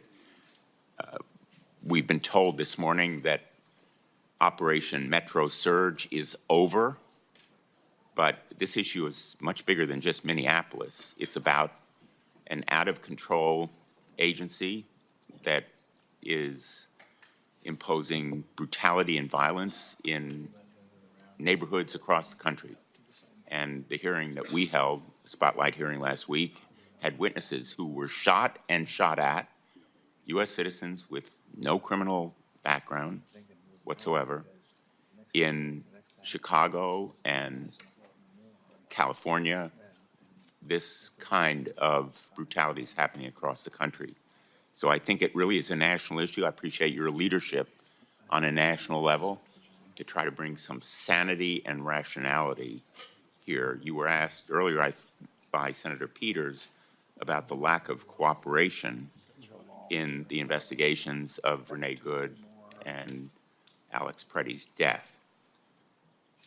Absolutely tragic, but it's not just a lack of cooperation, I believe. Hasn't the federal government actually impeded your efforts to investigate by withholding evidence that was provided by state and local authorities and now is kept from you when you want to undertake a legitimate law enforcement investigation? Maybe you could talk a little bit about that. Senator, we certainly hope this situation does change, but up until now, particularly on the Good matter, we have been denied access to critical evidence in the case to evaluate it.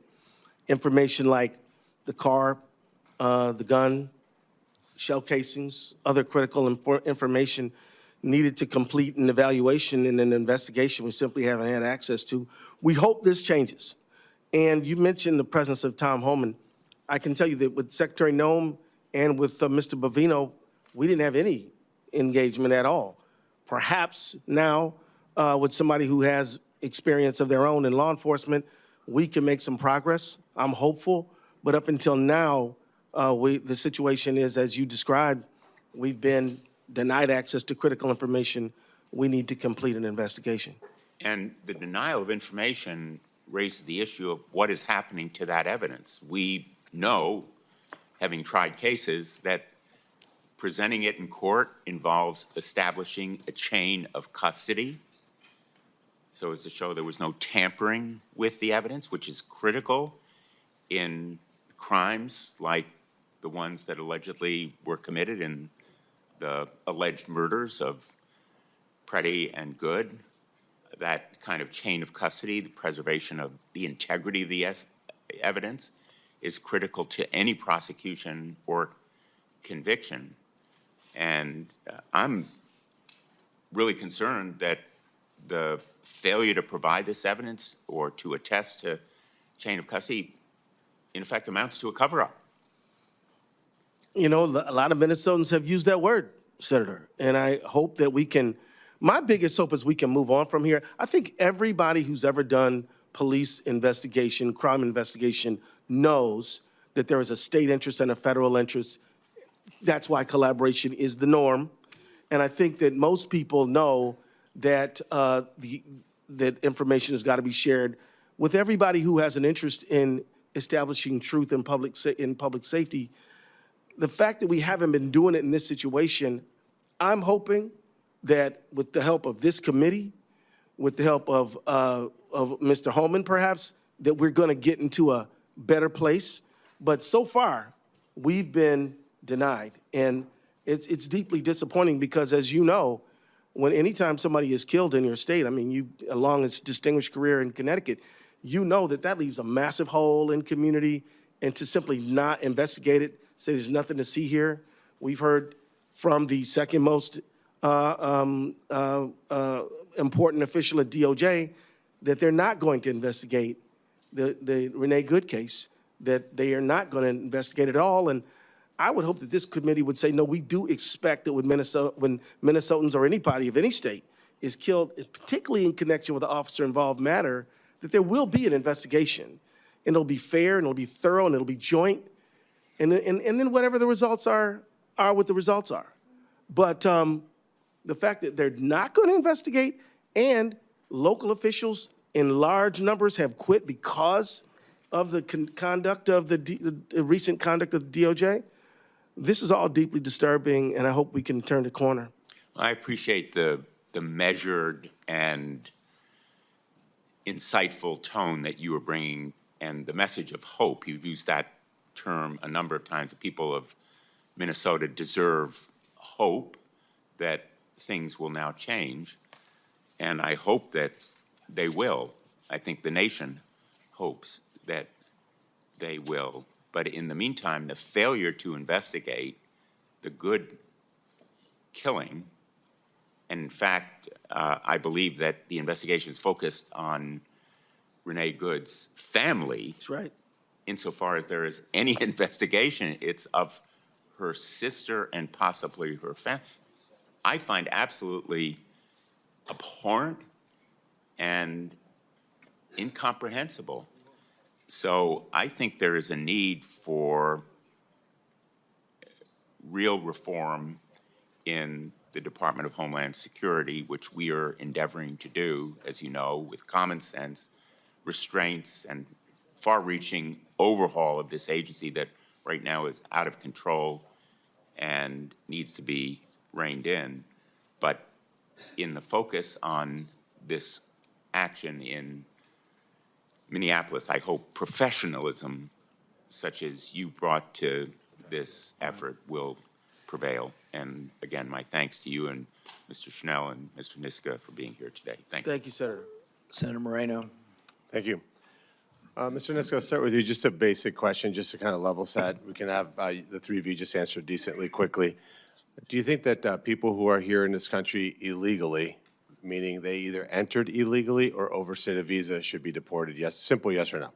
The rule of law, yes. Mr. Ellison? Do they have an asylum petition pending? You get your microphone. If they have a pending asylum petition, I think it should be heard. If they have some basis for their presence in the country, I think ordinary due process should take place. Yeah, it's just from my perspective, simple. I'm not a big shot lawyer like you. Just a quick question. If you enter the country illegally or you overstay a visa, should you be deported? My simple answer is, sir, it depends. Okay, so if somebody breaks into your home, should they be arrested for breaking and entering, or does it depend? It's an entirely different scenario. How's that? Because immigration is essentially a civil, and breaking into my home is a criminal matter. Oh, okay, gotcha. So if there's laws that should be enforced, so we shouldn't enforce civil violations? We absolutely should enforce them. But you just said that it's a civil matter, so it's different. So if somebody you enforce civil matters. So if somebody commits a civil infraction, it shouldn't be enforced? It should be. Okay, so they should be deported. No, they should have due process that is associated with their petition. So, again, for example, so the act of entering the country illegally, you think we should say, well, did you really do it or not do it? It's pretty obvious that they did, right? well, I mean, it would depend on the facts of the situation, and then they might say. I just gave you the facts. They entered the country without permission. But Senator, what if they had a good faith basis to say they would be persecuted in their home country and subjected to real oppression there? Under international law, there are provisions for them to make a case. That's a phenomenal point. Mexico and Canada, do you consider those to be safe countries or no? Generally, I do, but there are certain generally you do? Well, I mean, I would just say this. You border Canada. Don't insult your neighbors to the north. No, I love my neighbors to the north. Well, so is it a generally safe country? Generally, yes. So then somebody seeking asylum could certainly be safe in Canada and Mexico, no? Now, so like if somebody, we do know that in Mexico, which is another country I truly admire and think it's a wonderful country, but there have been cases of persecution, people who have legitimate So fear. people aren't safe in Mexico? Refugees cannot be safe in Mexico? Some might not be. And I think, and So what I'm saying, maybe Senator, we shouldn't have a free trade agreement with them then. I didn't say that, but what I would say, Senator, is that we should hear their petition. Gotcha. We should at least hear it out. We should say, is there a well-founded and legitimate fear of persecution in your home country? That can't happen in Mexico? Well, I think that she should just follow the international protocols that existed. And It is, which is that you seek asylum in your nearest country that you are seeking asylum in. But it sounds to me that your answer is no. Mr. Snell? Senator, if I were to answer yes or no, it would be misleading. And I think ultimately it does boil down to due process. It actually is pretty staggering that the easiest question that I could possibly ask is confusing for the two of you. I mean, that's decently disgusting, and I'm going to tell you why from my perspective.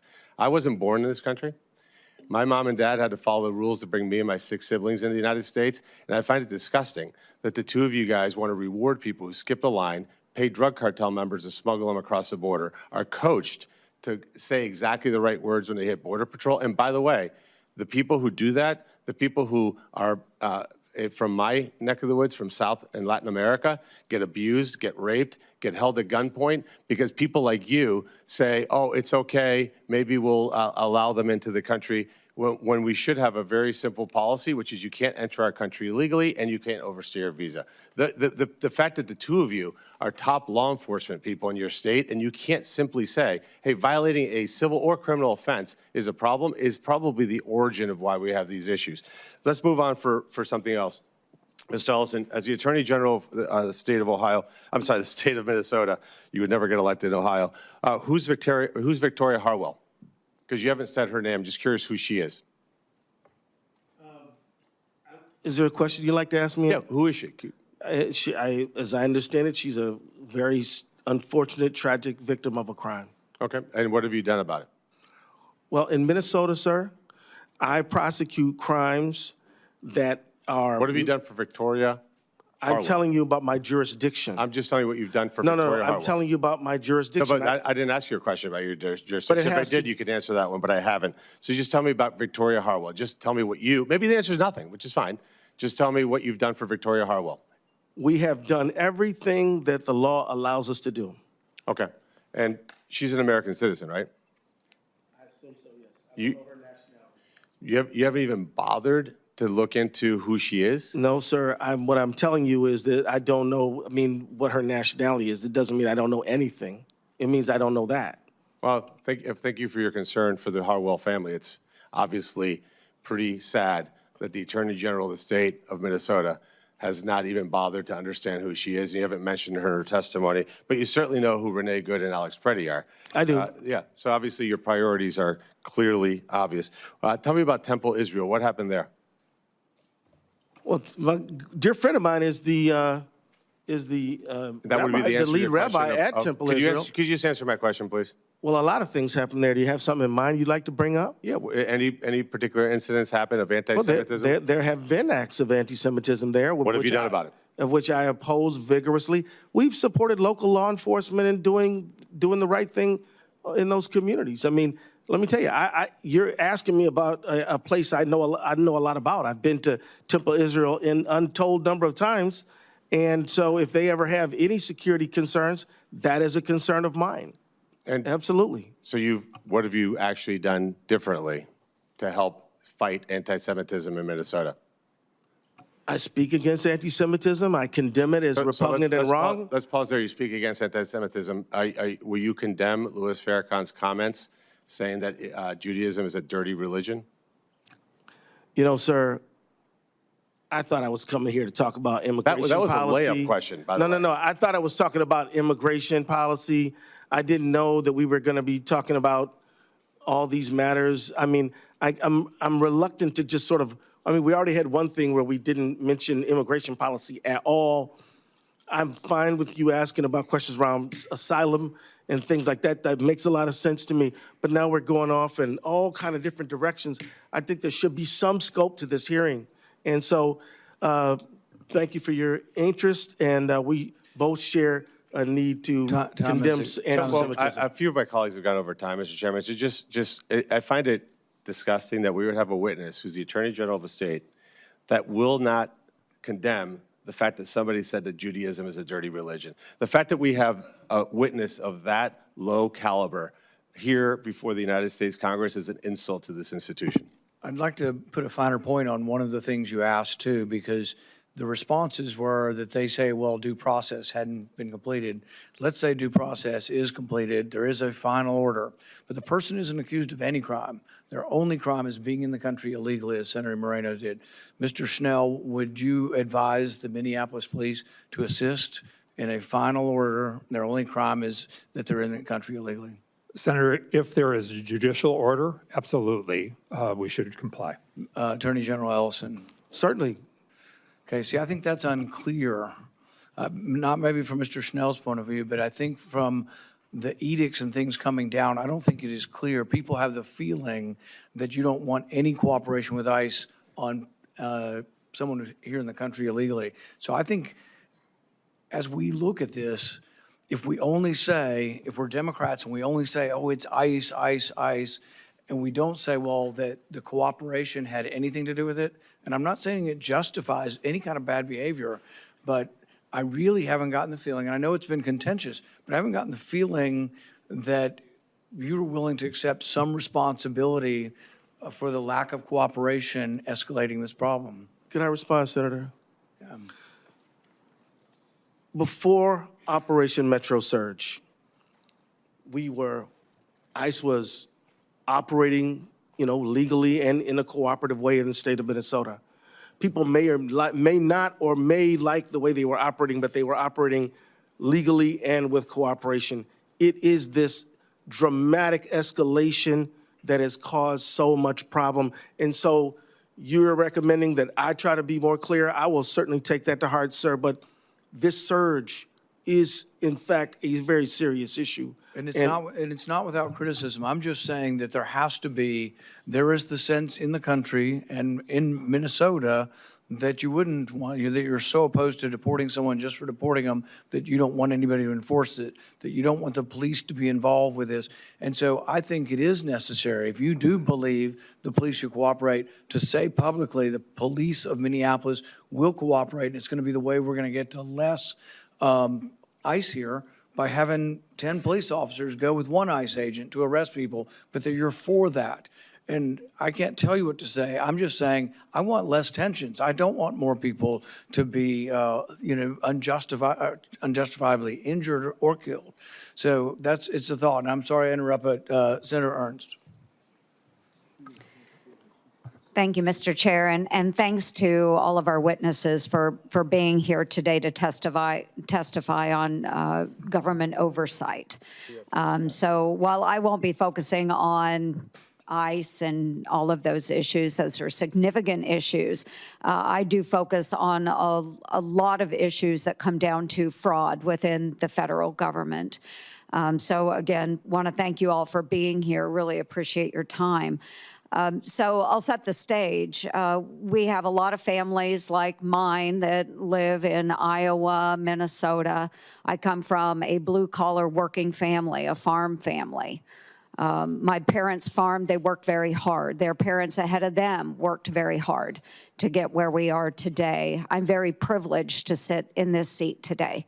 My sister works for a trucking company. She and her husband farm. My brother is a blue-collar labor union worker for the railroad.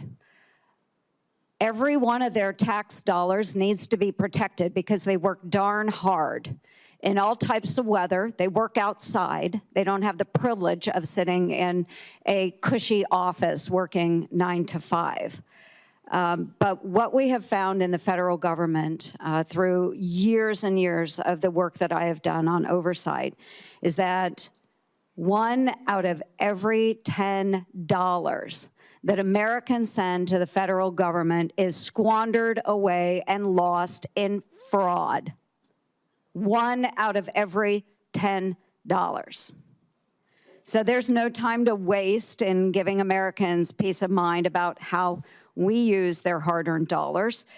We have seen examples like the Equality Leering Center in Minnesota recently, but this is happening in every single state. It's not just Minnesota, it is every single state.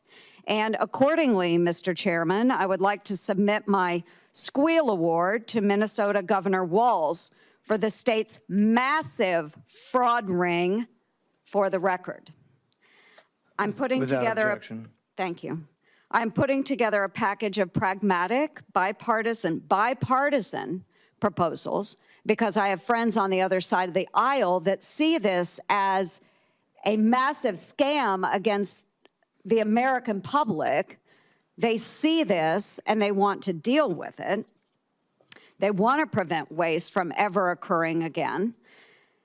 For too long, Congress has pretended to search for who is actually responsible for the amount of fraud and waste in programs after those funds have already gone out to the states and localities. It's almost like a problem Scooby-Doo and the Mystery Gang might face. So right here, folks, well, the mystery is solved. Congress is responsible.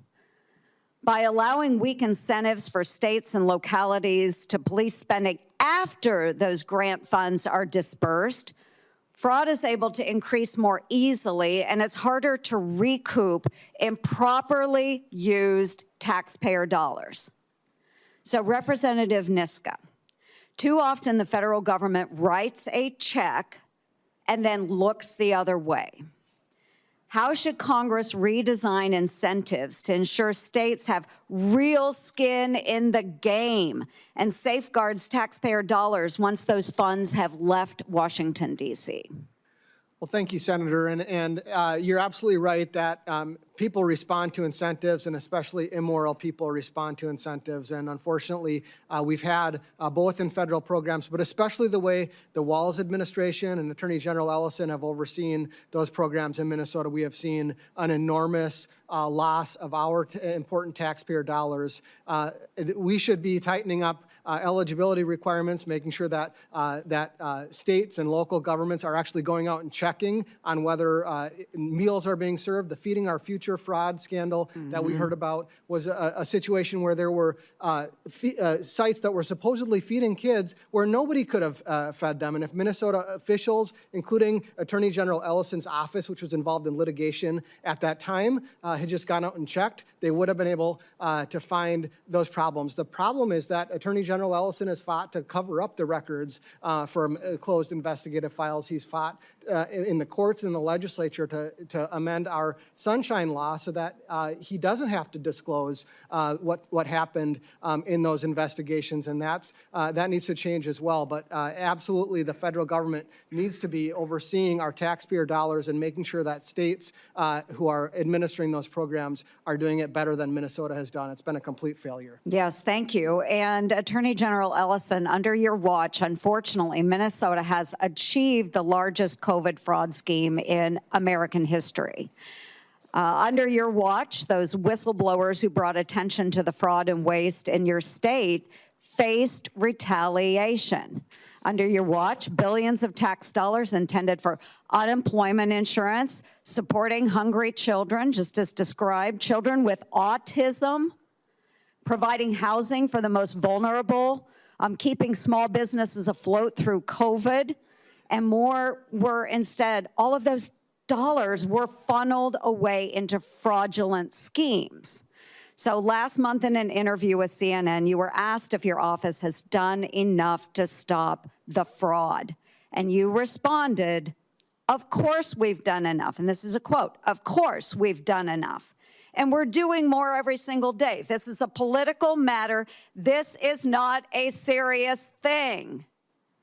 Those are your words. Yeah. How do I go back to my hardworking brother and my hardworking sister and every other American who's going out there and then sending their taxpayer dollars to Washington, D.C., only to have it squandered away in fraud? How do we respond to them, and how do we recoup those dollars from these programs that Minnesota should have been overseeing? Senator Ernst, thank you. I really do believe that you're sincerely, earnestly trying to look out for taxpayer dollars. And I'm here to tell you that, of course, we're here to hold people accountable who commit fraud. I've prosecuted and convicted over 300 people since I've been the AG for Medicaid fraud. So I'm with you when you're trying to protect the public dollar. What I was saying in that interview is that rather than coming together on a bipartisan basis to stop fraud, the matter has been turned into a political football, which I bet you probably would agree it shouldn't be. We should come together to protect the public dollar, and it shouldn't be somebody's campaign ad. What we should do is do it together. So what are we doing? First of all, you should know that I can only prosecute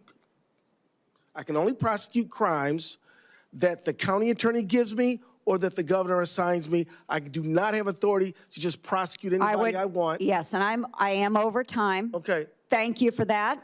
But Let's what talk. we need, I'm here to help. I'm here to work with you. What we need is your governor then to step up to the plate, and any crime that needs to be prosecuted, it needs to be done. The American taxpayer is tired of their dollars being funneled out of their pockets into scammers' pockets. I think you're right. Senator Moody. Thank you. Thank you, Mr. Chairman, for holding this hearing. Thank you for the witnesses for being here today. I think this is one of the most pressing issues facing our country, and it is the most pressing issue facing our country because of what we saw over the last 4 years. On a conservative estimate under the last administration, 11 million people flooded, I would argue, were pushed into our country, sometimes done on a quota system under the Biden administration. Some estimates have it up to 20 million. Many of those didn't even come through checkpoints. They just came across without any sort of checking in, without any sort of claiming, without any sort of process, and many, many, many of those had criminal histories before they even got here. And I know this was a hard question to answer, but it should be an easy one. Mr. Ellison, you are the Attorney General of the state of Minnesota. I'm not a, what question is that, Senator? You're the Attorney General of the state of Minnesota. I of course am, obviously. Well, I was introduced that way. You didn't answer Senator Hawley, so I'm just trying to get that on the record. I will easily answer. Not only am I the newest United States Senator, I was the Attorney General for the state of Florida. Easy answer. We'll start there. So I'm going to take us back to 2021 when Biden reversed precedent of Democrat and Republican presidents going back in modern history and changed whether or not they were going to deport people here illegally that had committed felonies. Do you remember when that executive order came out where they said very specifically they were changing whether or not they would be deporting people here illegally committing felonies? Do you remember that? I cannot say I have a tight recollection of that. I remember it because I was the Attorney General, which is often referred to as the top cop or the top law enforcement official or prosecutor in a state. I remember it because I was desperately getting calls from sheriffs around my state saying, I have somebody in here for burglary or drug trafficking, whatever. They are canceling detainers. Do you remember anybody coming to you and saying they're canceling detainers? I remember we had a robust conversation around a range of issues, and what we did is evaluated Minnesota law and share that information. And what I mean by that is under the Biden administration, Mayorkas and everybody that was working on immigration started systematically breaking down the border. And not only that, which allowed for the 11 million to 20 million people to come in, not only that, they started telling law enforcement officials around the nation that had in their custody people here illegally committing crimes, don't hold them anymore. We're going to abandon precedent that used to be done under Democratic and Republican presidential administrations, and we're going to stop holding people here illegally committing crimes. Don't detain them because that's not our policy anymore. So what did I do as the top law enforcement official in the state of Florida, as the Attorney General? I sued the Biden administration immediately and fought back because my law enforcement officials had the trust in me that I would fight for the safety of our communities. It just came out recently after we had to bear the absolute devastation to this country as it related to immigration and crimes in our community under the Biden administration, that the Trump administration said that we have gotten out of your state, tens of thousands of people here illegally with criminal backgrounds. Is that a good thing or a bad thing? I'm sorry, are you asking me if committing crimes is a bad thing? Answer is yes. Trump administration said they have removed from your state 10,000 people that were here illegally that had criminal backgrounds. Is that a good thing or a bad thing? If you're asking me are you asking me to rely on what the Trump administration has said? Assume it is true, because I think you're going to debate me on this. They have removed tens of thousands of people across the country that are here illegally, that have committed crimes. They have a criminal background. Is that a good thing or a bad thing? I agree with the general premise that we should remove the worst of the worst who are not authorized to be in the United States who commit crimes. Okay, so if they're here illegally and they've committed burglary, should they be removed? What was that? Ma'am, I think you said yes. I just couldn't hear you. Ma'am, look, I think I answered your question. You didn't. I'm asking you now. If you're asking me this is a if simple somebody, question as if the top somebody cop commits of Minnesota, a crime, if someone burglarizes if somebody someone commits a home crime, and they're here illegally, should they be deported? if somebody this is commits not a felony question. offense, I mean, but it's. Okay, let me make it simple. If they are drug trafficking and they are in Minnesota and they're here illegally, should they be deported? Have they been convicted? Let's assume they've been convicted. Yeah. Okay. If they have broken into people's homes or committed theft, or let me go as far as saying if they've committed fraud and they're here illegally, should they be deported? Have they been convicted? If they are in the process and they have a background of a criminal conviction for any crime, should they be deported? People who have been convicted and are not authorized to be in the country should be removed. Okay, if they've been convicted and they have an application in process or they've claimed asylum, should they be removed? Don't we need to find, if they have a criminal conviction for fraud and they're here yes. illegally, or they have a process pending, should they be removed? If they have a criminal conviction for felony fraud and they're unauthorized to be in the country, they should be removed. So do you think it would shock the federal government when in January of 2026, you said, and I quote, we're not going to help the Trump administration. We're not going to devote the resources of our state to help the Trump administration. That's not our business. We're not going to help them. We're not going to do their bidding. I'm glad you asked me. Hold on. Do you think it would surprise an administration who's trying to go back and rid communities of people here illegally that are committing crimes to have the top law enforcement officer of the state said, we're not going to help them? So, Senator, here's the thing. The federal government is a government of limited and enumerated powers, among them immigration enforcement. Do you think you should help remove people here illegally that have committed crimes? Should you help the administration? We should obey Minnesota and federal law. That's what we should do. Does it surprise you that you said you think you have 7 counties that have entered into 287G? Out of 87 counties, 7. Would it surprise you that Florida has every one of our counties signed up to help the administration rid our communities of those that are here legally committing crimes?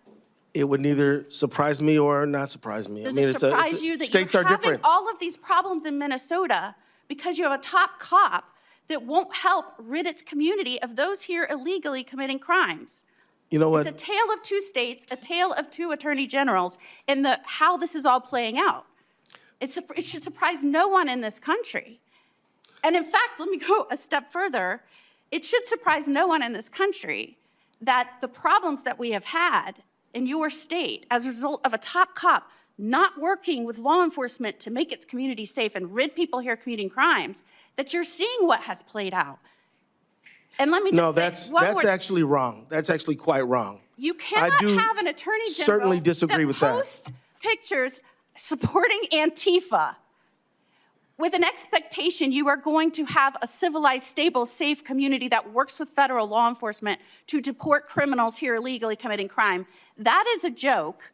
And it is also the reason why you have a crisis in law enforcement ranks. You have such a high vacancy rate in your state because no one that wears a badge and does these dangerous jobs believes that their top cop supports them. And as the wife of a law enforcement officer, I think that is a shame, and your state deserves better. Senator, I thought we were going to have a real conversation. I'd be happy to have one, but now I know that you don't really want one, so congratulations on Time your has theater. expired. With that, this concludes our first panel. I'd like to thank our witnesses for participating in today's hearing. We will now transition to our second panel momentarily. So we're going to use the same order. You have the, do you have the second? We'll get you on. Okay.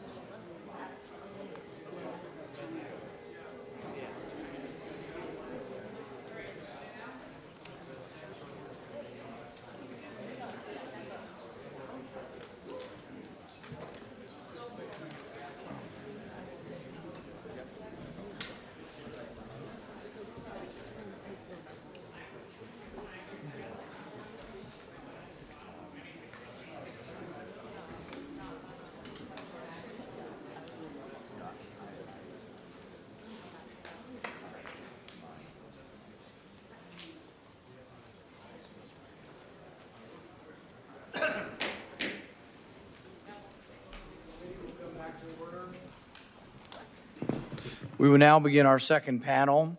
I'd like to welcome Joseph Edlow, the Director of U.S. Citizenship and Immigration Services, Rodney Scott, Commissioner of U.S. Customs and Border Protection, and Todd Lyons, the senior official performing the duties of the Director of U.S. Immigration and Customs Enforcement, or ICE.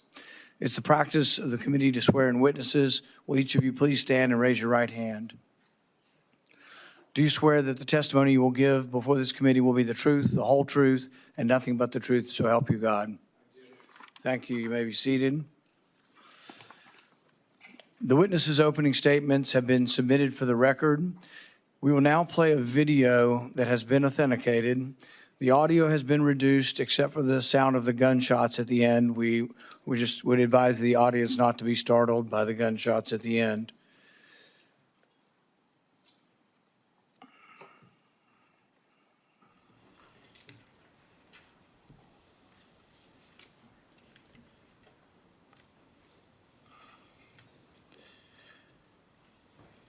Society grants the use of lethal force to various police agencies, but that grant is not carte blanche.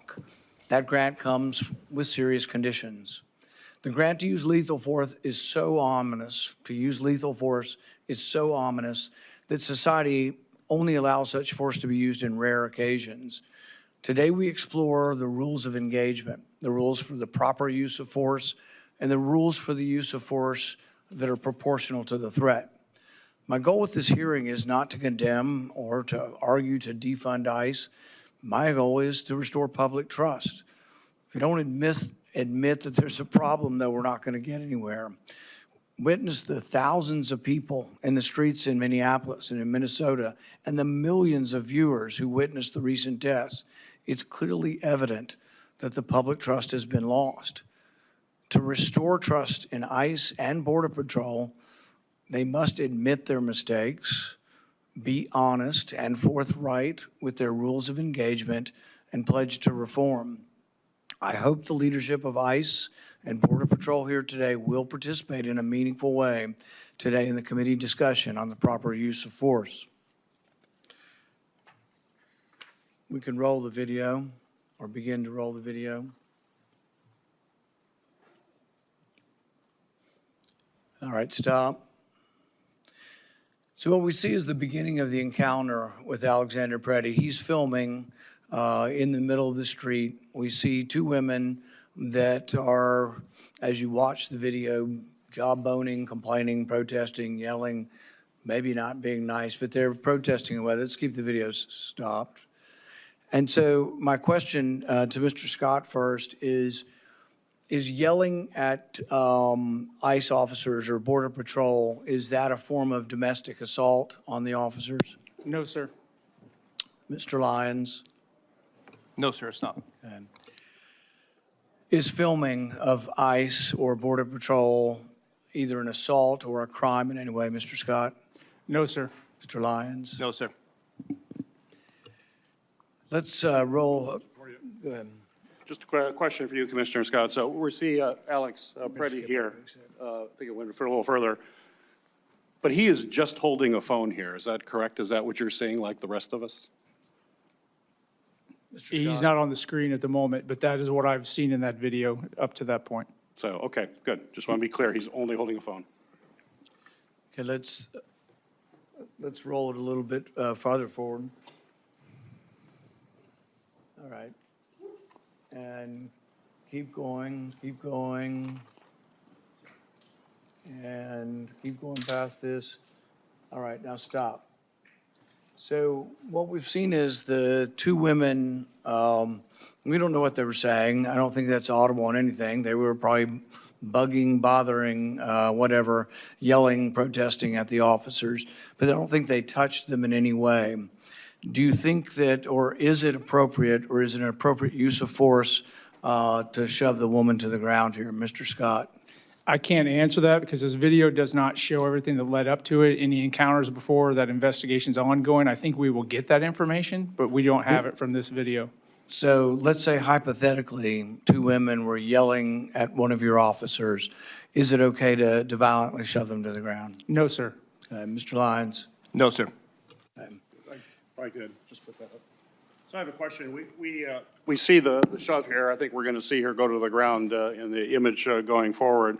We'll want you to verify that. I think you saw that video. You know that she gets pressed to the ground, Mr. Scott, there.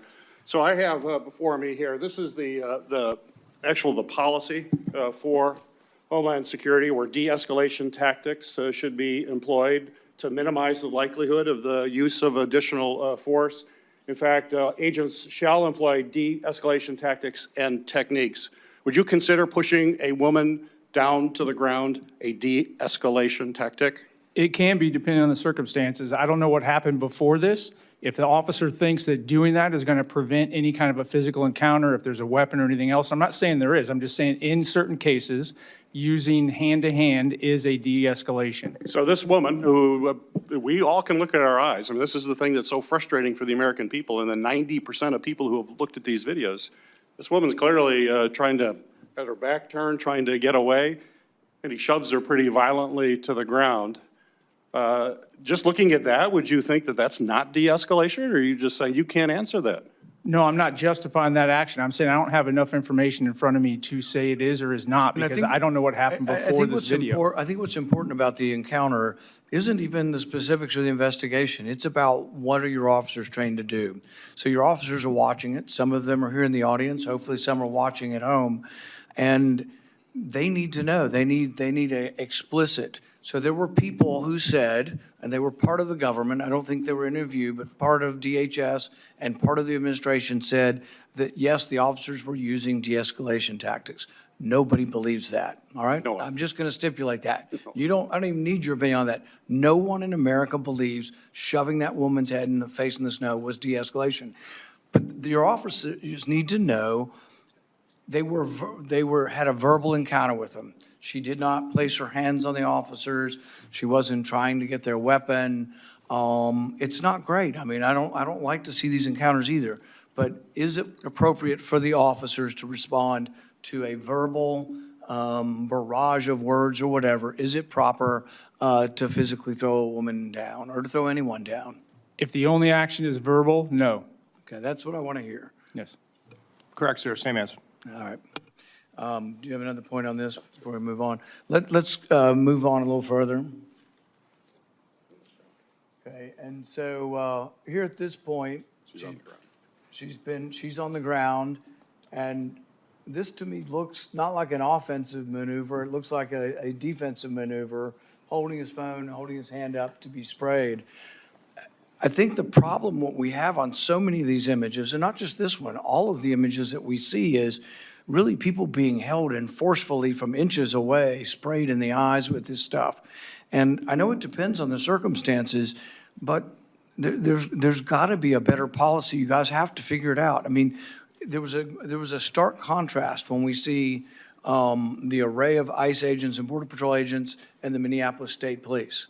And it is not an easy job. I have two policemen, retired policemen that work for me. Being a policeman is not an easy job. Being an ICE agent is not an easy job. Being a Border Patrol. But the Minneapolis policemen were standing there stoically with their arms crossed, And you could say, well, they weren't getting all the crap thrown at them. That's true. But they also weren't launching tear gas back at, and grenade launchers of pepper spray. So what is the policy, first, Mr. Scott, for how we use pepper spray, and how the agent's supposed to use pepper spray and when? In this case, they should be using it when there's active resistance or when they're trying to de-escalate to prevent using some other type of a weapon or a tool. Right.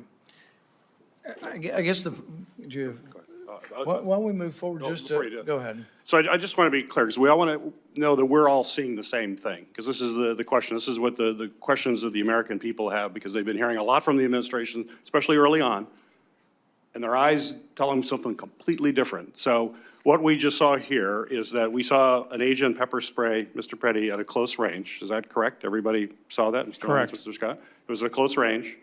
He still just had a phone in his hand, and he puts his hand up to basically protect his face from being sprayed. Is that what you see? Is there something we're missing here? I would have to watch the video again for that last statement. Can we do that? Just look at it real quick. Yeah, we can go back and show last 20 seconds again. Go back 20 seconds. Right here. A little bit more. And then go forward a little more. Keep going a little bit more. Right there.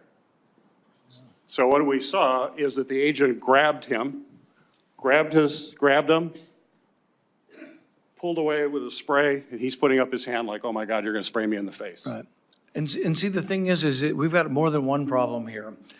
I think that, I understand you not wanting to make conclusions yet, but nobody believes you're going to, because you made conclusions immediately, not you, but people within the government made conclusions immediately that he was a terrorist and an assassin, that people aren't believing that it's going to be an honest investigation. It's also been quite a while. And I'm one who, I am very pro-law enforcement. I don't think, as terrible as this is, it's something that's a crime. I think it's terrible police work. But there has to ultimately be repercussions. I think he is retreating at every moment. He's trying to get away, and he's being sprayed in the face. I don't think that's de-escalatory. That's an escalatory thing. So while pepper gas, you might have a theory of how it might be a de-escalation. In this case, without a question, it is. But I can tell you, if we come back with a result and people say we looked at it, nobody's to blame for anything, and there are no changes, I think it destroys the trust in ICE. You want trust in ICE and Border Patrol agents. We've got to restore that. And it doesn't mean that we have to do something inappropriate to these agents, but some of the stuff's inexcusable. I mean, and it's going to take, it's going to take conclusions. It's going to come forward. But right now, I don't know that the American public, believes that there can be an honest assessment. Who is doing the investigation? So multiple agencies are doing an investigation. The FBI is involved, FBI Civil Rights are involved, ICE is involved, and CBP's Office of Professional Responsibility is involved. CBP's specific role is to preserve the evidence and really focus on what you're talking about, the administrative aspects of it and the training aspects to make sure that we are constantly getting better and better. The criminal aspects are FBI. But there's a lot of other video, there's body cam video that's all being looked at, and until all that evidence is evaluated, I can't jump to a conclusion on either direction. I would ask America to do the same thing. But I am committed to transparency, to making sure all the information we have is made public when it's appropriate. So you will release the officers' cameras? Yes. Okay. Let's roll forward.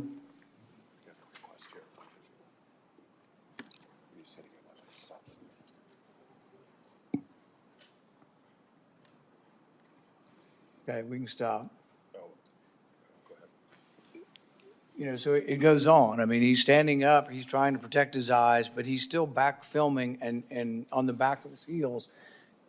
At no time in the encounter, we've gone forward a couple seconds, do you see him try to strike an officer, nor does he brandish a weapon, which was alleged as well. And so we're going through this, and it's like, they will say, oh, he's, resisting at some point. I don't see any resistance, but it's kind of hard to tell when you have 6 people on you and you're moving, are you resisting? I mean, the natural instinct is when 6 people are on top of you, you're going to be trying to move. You're not going to be placid, particularly after they've sprayed him several times. But I see nothing here, I mean, not even a hint of something that was aggressive on his part. Everything was retreat. He's over in the street, he retreats. The woman is pushed to the ground. He tries to assist the woman to get up. He's violently sprayed, and it just continues.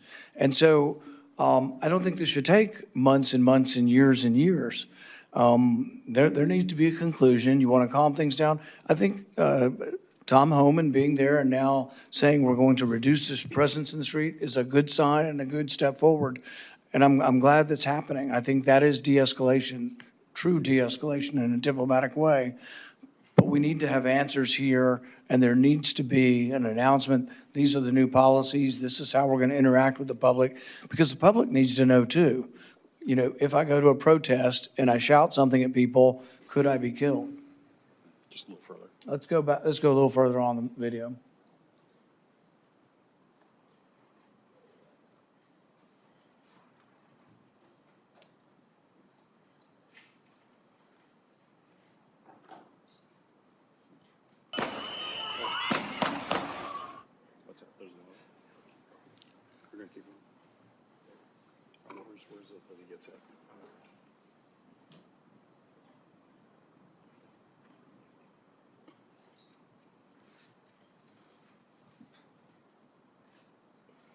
We can stop there. One of the theories initially that was proffered, and I'm assuming is not true, but I just like confirmation that's not true, was that as his gun was taken from him, it accidentally discharged, causing them to fire their weapons. His gun wasn't fired? I can't testify to that. I'm not, that is under FBI's purview with the ongoing investigation. I can't answer that question. All right. Did you have another comment at this point? Go a little bit further.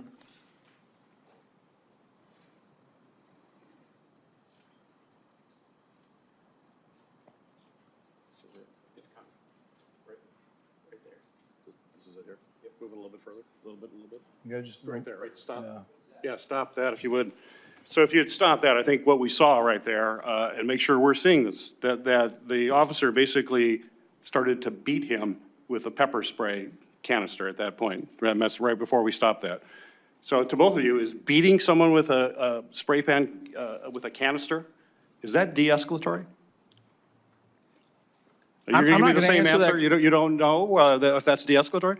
Take it away from this incident. If you just saw someone beating someone with a canister on the ground, would you think that's de-escalatory? Was that what We're you would leaving out what I'm seeing is a subject that's also not complying. He's not following any guidance. He's fighting back nonstop. I don't know what they're saying. I don't know what's going on in this situation.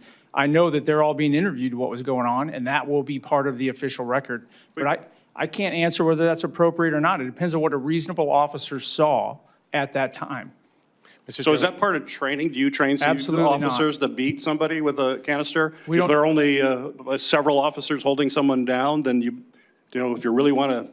Mr. Chairman, can I ask just a process question here? Are the people in those videos not entitled to Fifth Amendment and 14th Amendment protection of due process?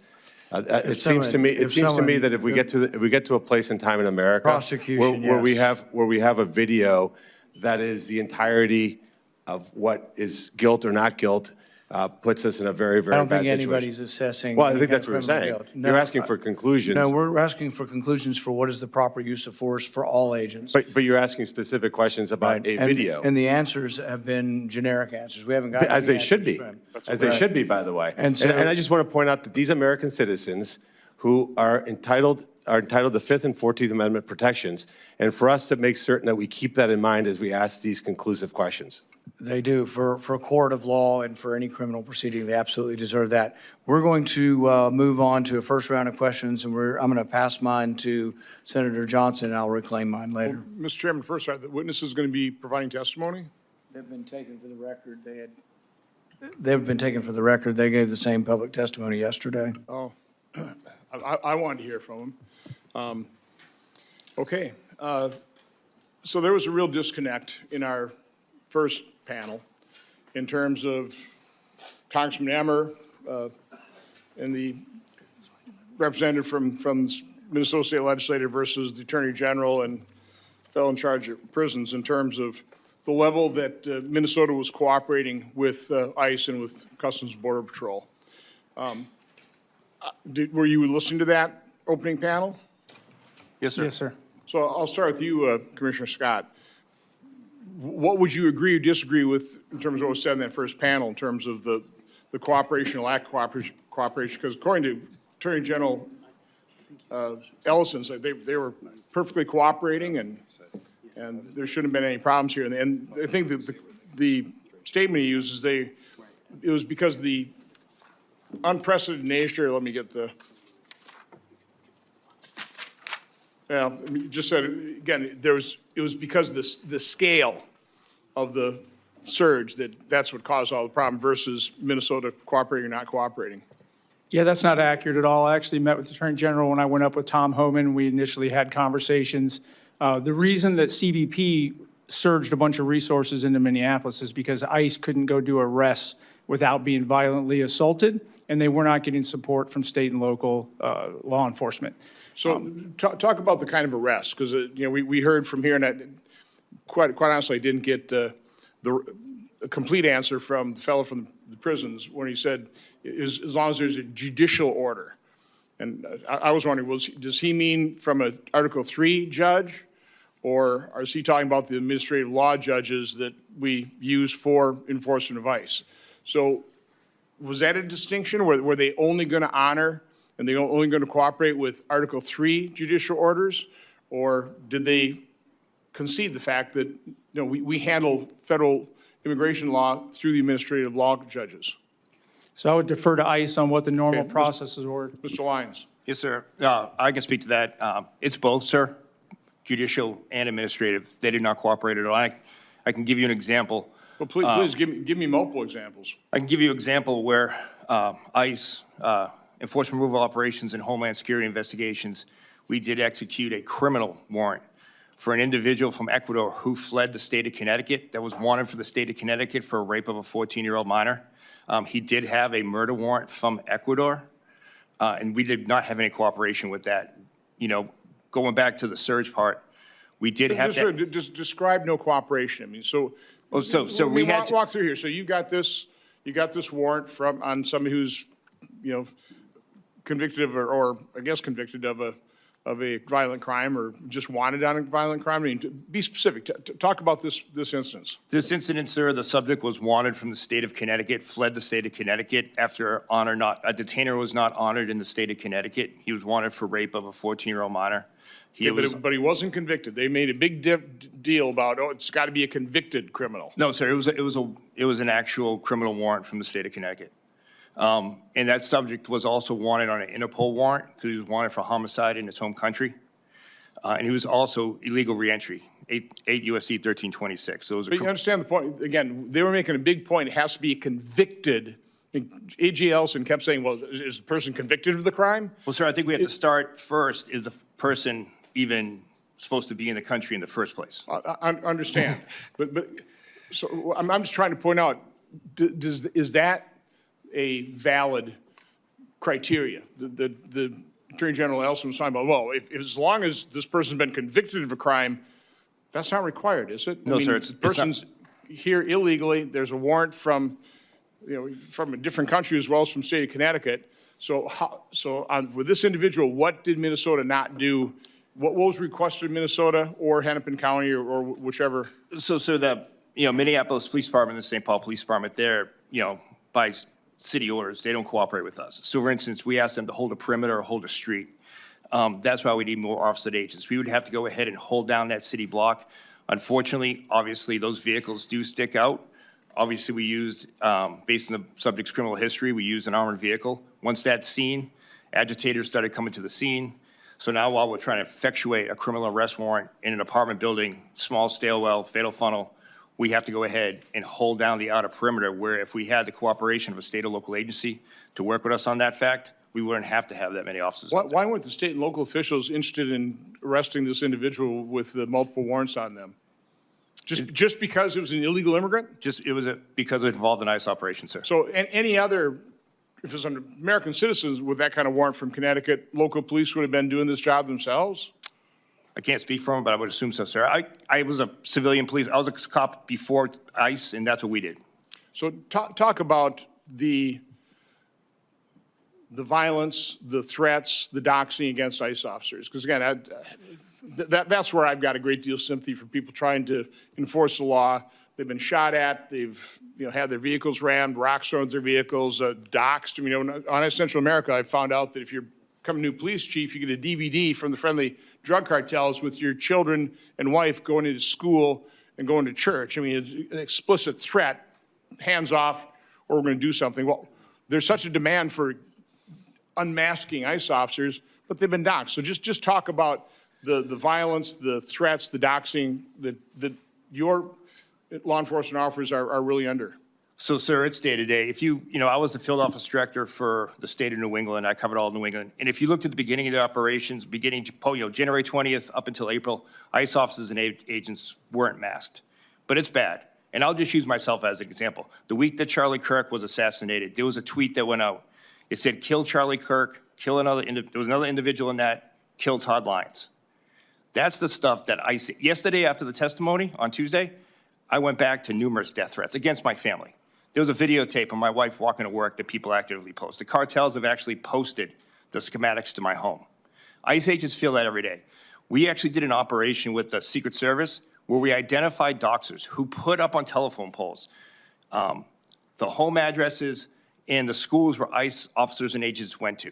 But yet no one covered that operation. We covered that as a success. And I don't want my officers masked. I would work with this committee and any committee to work with holding individuals accountable that dox ICE agents, because ICE agents don't want to be masked. They're honorable men and women, but the threats against their family are real. Okay, thank you. Senator Peters.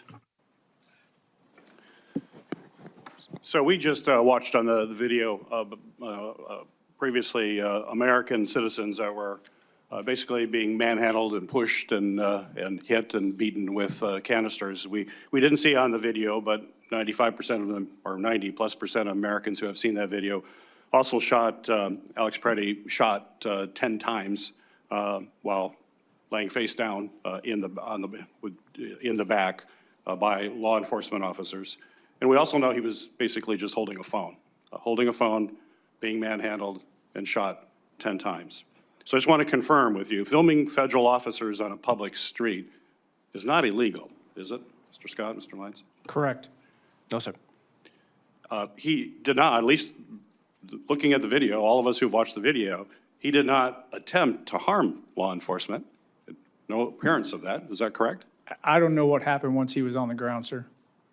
When he was laying face down with several people With a on top weapon of in him? his waistband initially. And I'm not trying to make excuses. I'm just saying I can't jump to that conclusion because I don't know what happened on the ground. That's why there's an investigation still ongoing. Standing up, I would agree with what you just said. Okay. So when he's on the ground with a bunch of officers on top of him after he's been hit with a canister, he was somehow still possibly harmed to law enforcement, you're saying? It's possible? That's happened thousands of times, yes. And Okay. Mr. Lyons, really? You saw him that as a possible threat? Sir, from the, that wasn't an ICE operation, that was a CBP operation. I get it, but you're a highly trained professional. Yes, sir. No, obviously, there's not enough evidence to speak to, but that's the best thing about this is the fact that I can speak for ICE, Office of Professional Responsibility, as well as CBPs, that they're the same, that we have to have a full investigation, and it has to come out. Okay. We have to base that training on that. So you have to have a full investigation. What everybody saw in the video, there might be some extenuating circumstances. We just don't know, but the video is very clear. And yet we had the Trump administration claim that he was attempting to inflict mass casualties. You're gonna have to explain how you had that come to that, how the Trump administration came to that conclusion when you can't even come to the conclusion that he may have been resisting when he was laying flat on his back with being beaten. How did they come to the fact that he was going to have those mass casualties? And then, quote, Secretary Noem said he was committing, quote, an act of domestic terrorism. What you saw in the video, is that what you train your officers? Someone laying on the ground, that's an act of domestic terrorism? Commissioner Scott and Acting Lyons, did you provide Secretary Noem with an assessment of what Mr. Preddy was engaged in and that he was engaged in domestic terrorism? Is that why she said that? Is because you told her? That was your belief at that time? Even though you need an awful lot of investigation now to know exactly what happened. Are you the ones that told her that? no, sir. No, sir. Did anyone who reports to either of you provide this assessment to Secretary Noem that this was mass casualty, or he was attempting to inflict mass casualties and domestic terrorism? Did someone in your staff tell her that? Not to my knowledge, sir. No, So sir. why would Secretary Noem, why would she tell the public that this was an act of domestic terrorism when right in the heat of the moment? How would she possibly come to that kind of conclusion to tell the American public that when they're watching this video? I can't speculate on what someone else would say or why, sir. Mr. Lyons? Sir, I can't speculate to what the secretary thought at that time, sir. So it seems to me a really big question, which means that we have to have Secretary Noem here. She deserves it to the American people deserve to have the secretary, the person who is responsible to, you are responsible to, and all the men and women ICE answer to her. She needs to be before this committee. She ducks coming out in public and talking and hasn't accepted prior invitations to come to this committee. I would hope the chairman would invite her because this is an important question. How could you come to those conclusions, those narratives, before any evidence was there, even after all that's happened since then? You too are telling me you don't have enough evidence, even though it looks so clear on the video. It should have looked really clear to her if she looked at the video, if she had it that close. A lot of this got posted pretty quickly. How she came to those conclusions, I don't expect you to know that. You didn't provide any information to her, which makes me question it even more. If she got no information from you in the chain of command, how would you come up with that kind of narrative if the chain of command wasn't doing it?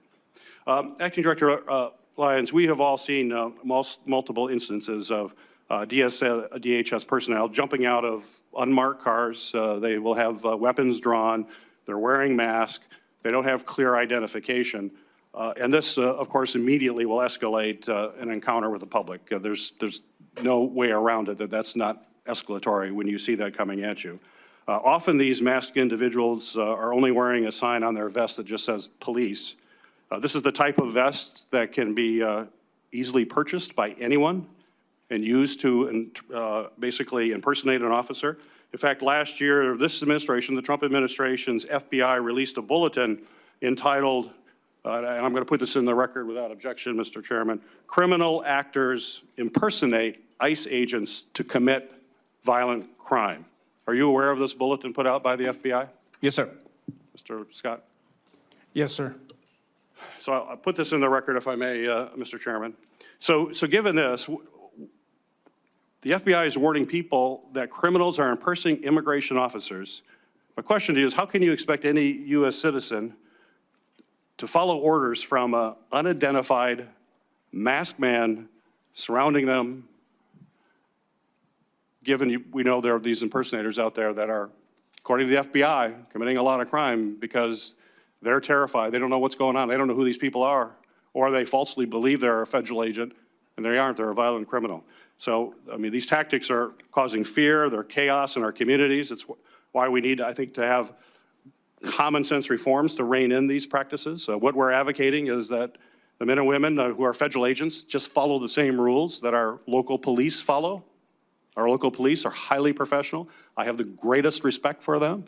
They do amazing work and put their life in harm's way regularly, but they have a set of rules that they have to follow. And that's not happening with what we're seeing with both, or with agencies related to the federal government. So I think we should have a legitimate discussion about that safety and reasonable practices going forward. And I would hope that you would support that. Just in general, do you think that you should follow the same rules of those followed by local police in our communities? Is that reasonable, Mr. Scott?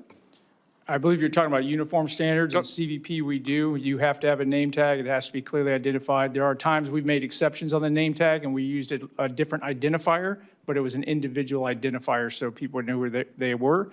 And all of our agents and officers have to carry their credentials with them and their real badge with them. So all across the board, there are a wide range. We put together a proposal of a wide range of practices that have been adopted by police organizations all across the United States of America.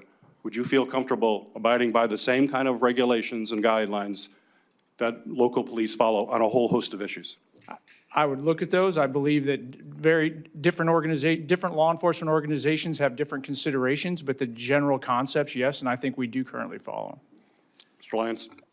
Yes, sir, I'm open to that, but one thing I'm also open to too, sir, is looking for the help from this committee and other elected officials, not only to help us bring down the rhetoric, but help us to hold those people accountable that are threatening ICE officers and agents.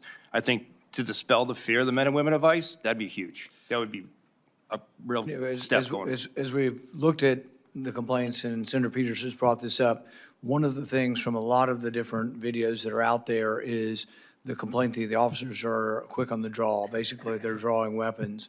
I know there are rules for the police drawing weapons.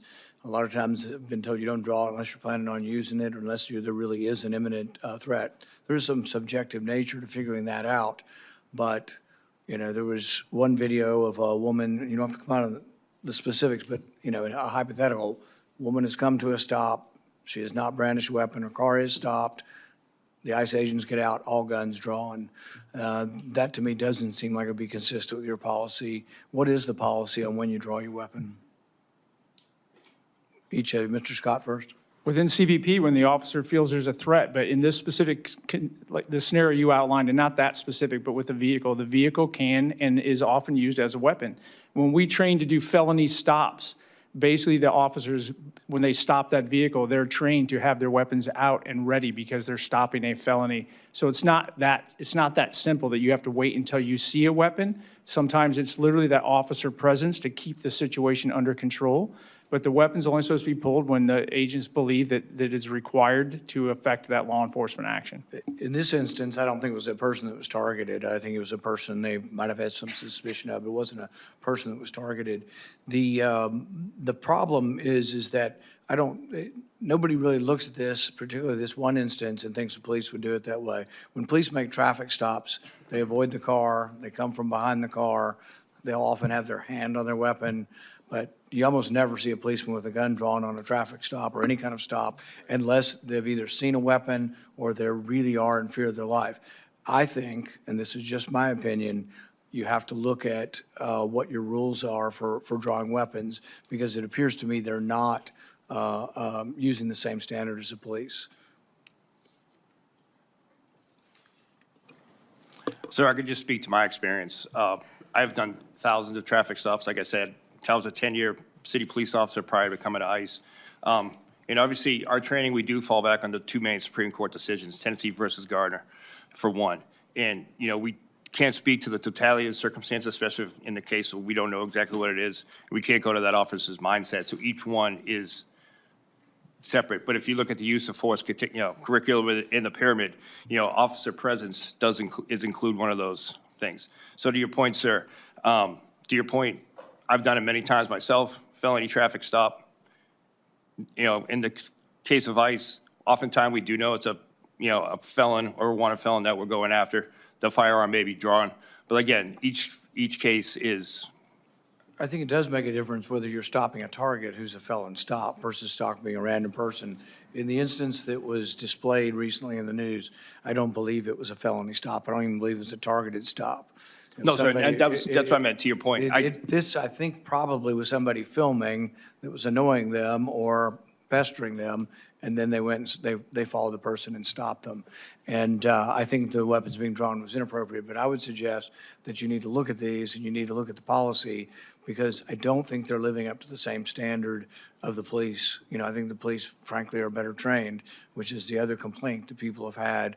Have we rushed some of the people into the job, you know, and have we not had adequate training? Senator Langford. Chairman, thank you. And if you'd pass on a thank you to the men and women that literally put their lives on the line for the sake of the country every single day, I'd appreciate it. Because we hear story after story of death threats on ICE agents, on CBP folks that are being randomly attacked, of vehicles being rammed into their vehicles, of rocks being thrown at them, of threats that they have against their life and against their children. We hear it frequently, and it's not just random. The ICE facility in Dallas, where somebody just got up on a rooftop and started just open firing into a facility, killing two people not legally present in the country, but certainly we're targeting just a random ICE agent in the process. The very real threats that they face every day has got to wear on them. So if you'd pass on our gratitude to the folks that are putting their lives on the line every day and facing those kind of threats for the nation, a lot of folks are not willing to be able to do that. So please say thanks to them. Yes, sir. I would also say thank you as well. 2 years ago, we had 10,000 people a day illegally crossing into the country 2 years ago. 10,000 people a day, not vetted, we had no idea who they were. 70,000 people were estimated by the Biden administration to come in 2024 that were special interest aliens that had a locational connection to terrorism, but we had no idea who they were. They were allowed to be able to come into the country 2 years ago. The work that the men and women that work around you have done have stopped that chaos. Now we're discussing serious and tragic incidents, but I think we're losing perspective of really what's happened. And the amazing thing to me is, in the next 48 hours, we're arguing whether we're going to cut off funding and defund ICE and defund CBP and defund USCIS. And also, my Democratic colleagues are demanding to defund all of DHS, including Coast Guard, Secret Service, FEMA, CISA that handles our cybersecurity. All of them just be defunded because they're angry about this incident that is under investigation with multiple entities to be able to go through the investigation. So the frustration that I have is, I understand these are hard issues that we should spend time talking about because they're tragic and awful, but also thankfully rare. There are thousands of arrests that are happening in a day that are happening by the book. And what's happening is a group of protesters that are protesting and agitating, and some of them running into churches and disturbing church services and saying it's my First Amendment right to shut down your church during a service, and saying they're a peaceful protester while they throw rocks at agents. It just gets old, I'm sure, for a lot of those agents that are trying to do their job, because the few incidents, and they are few, thankfully, get highlighted and the thousands of arrests and the 70% of the arrests that have been picked up that are criminal aliens that are being removed from our country, very few people are stopping to be able to say thanks to. So I just want to make it clear what's actually happening. So I do want to drill down on a couple of things. This issue came up about final order of removal. What percentage of folks that actually have a detainer put on them nationwide or that are in removal processes have a final order of removal? Does anyone know that number, that percentage? No, sir, not the percentage. I can give you what we're tracking right now is about 1.6 million final orders in the United States, with approximately 800,000 of those having criminal convictions. Correct. Of those folks, there's this debate against the final order of removal and whether they should be honored in detainers in states like Minnesota, or what that actually looks like. As my colleague, Senator Johnson, was saying, the Attorney General kept saying, well, if they're convicted, then I'm going to honor it, but then came back later and said if there's a final order of removal. It's my understanding that the vast majority of these folks that are being removed have a final order of removal on them already through a court. Yes, sir, through an immigration judge with the Department of Justice, separate from Immigration and Customs Enforcement. So I do want to talk about the Minnesota whole tragic incident and where we are on things. There have been operations in Memphis and in New Orleans and in North Carolina and multiple other places where there weren't incidents like this.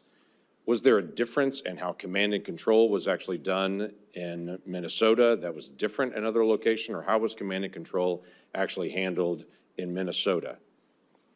Sir, command and control started with Immigration and Customs Enforcement. Obviously, we've always been in the state of Minnesota, like all 50 states and territories. We always have offices. We were there, which we like to really point out the fact that we were there for the fraud case originally. The immigration piece did come into.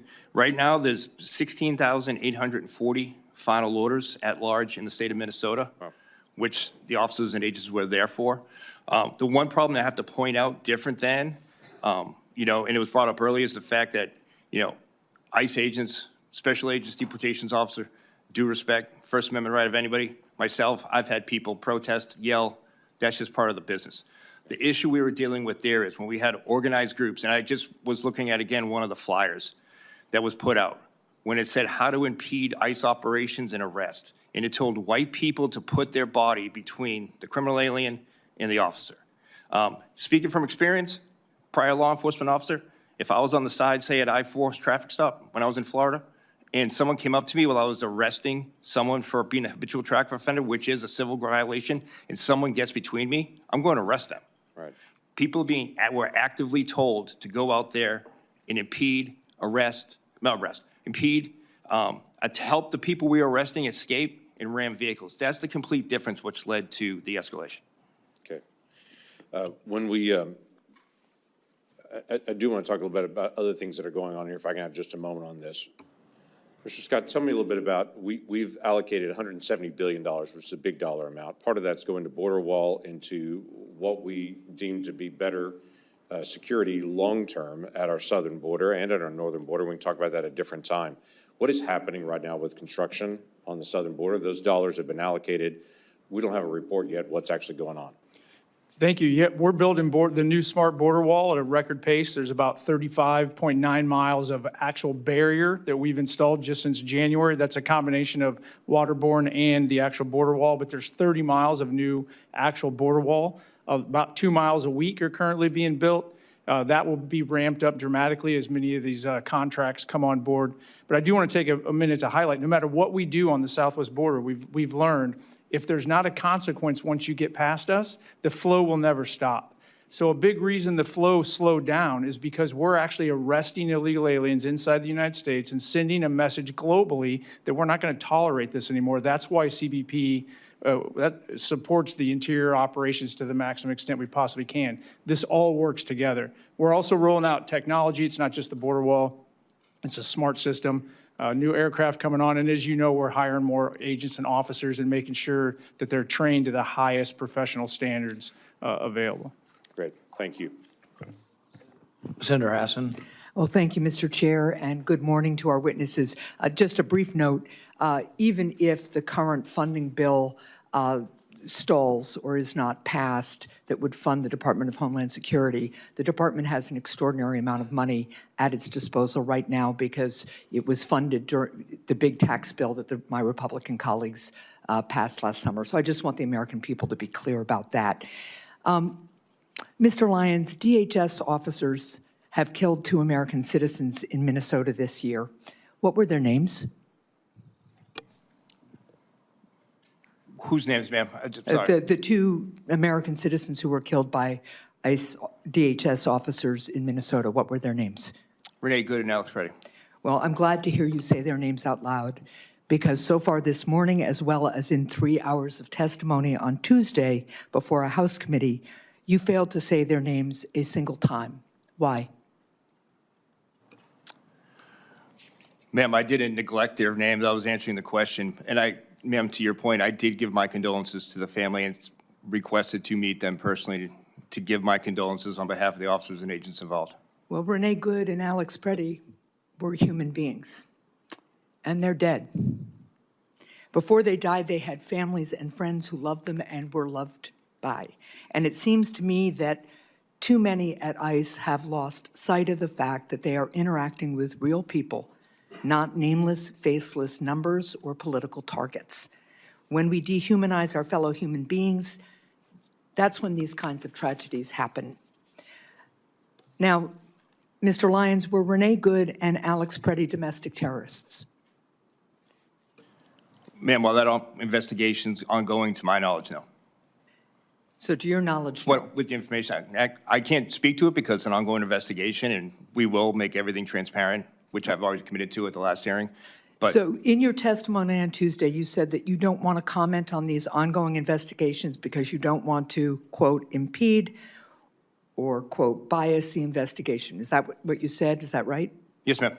So Secretary Noem and Stephen Miller have called Renee Good and Alex Preddy domestic terrorists. So did Secretary Noem and Stephen Miller's comments impede or bias the investigations? Ma'am, I don't want to comment on what comments they made. That's their comments.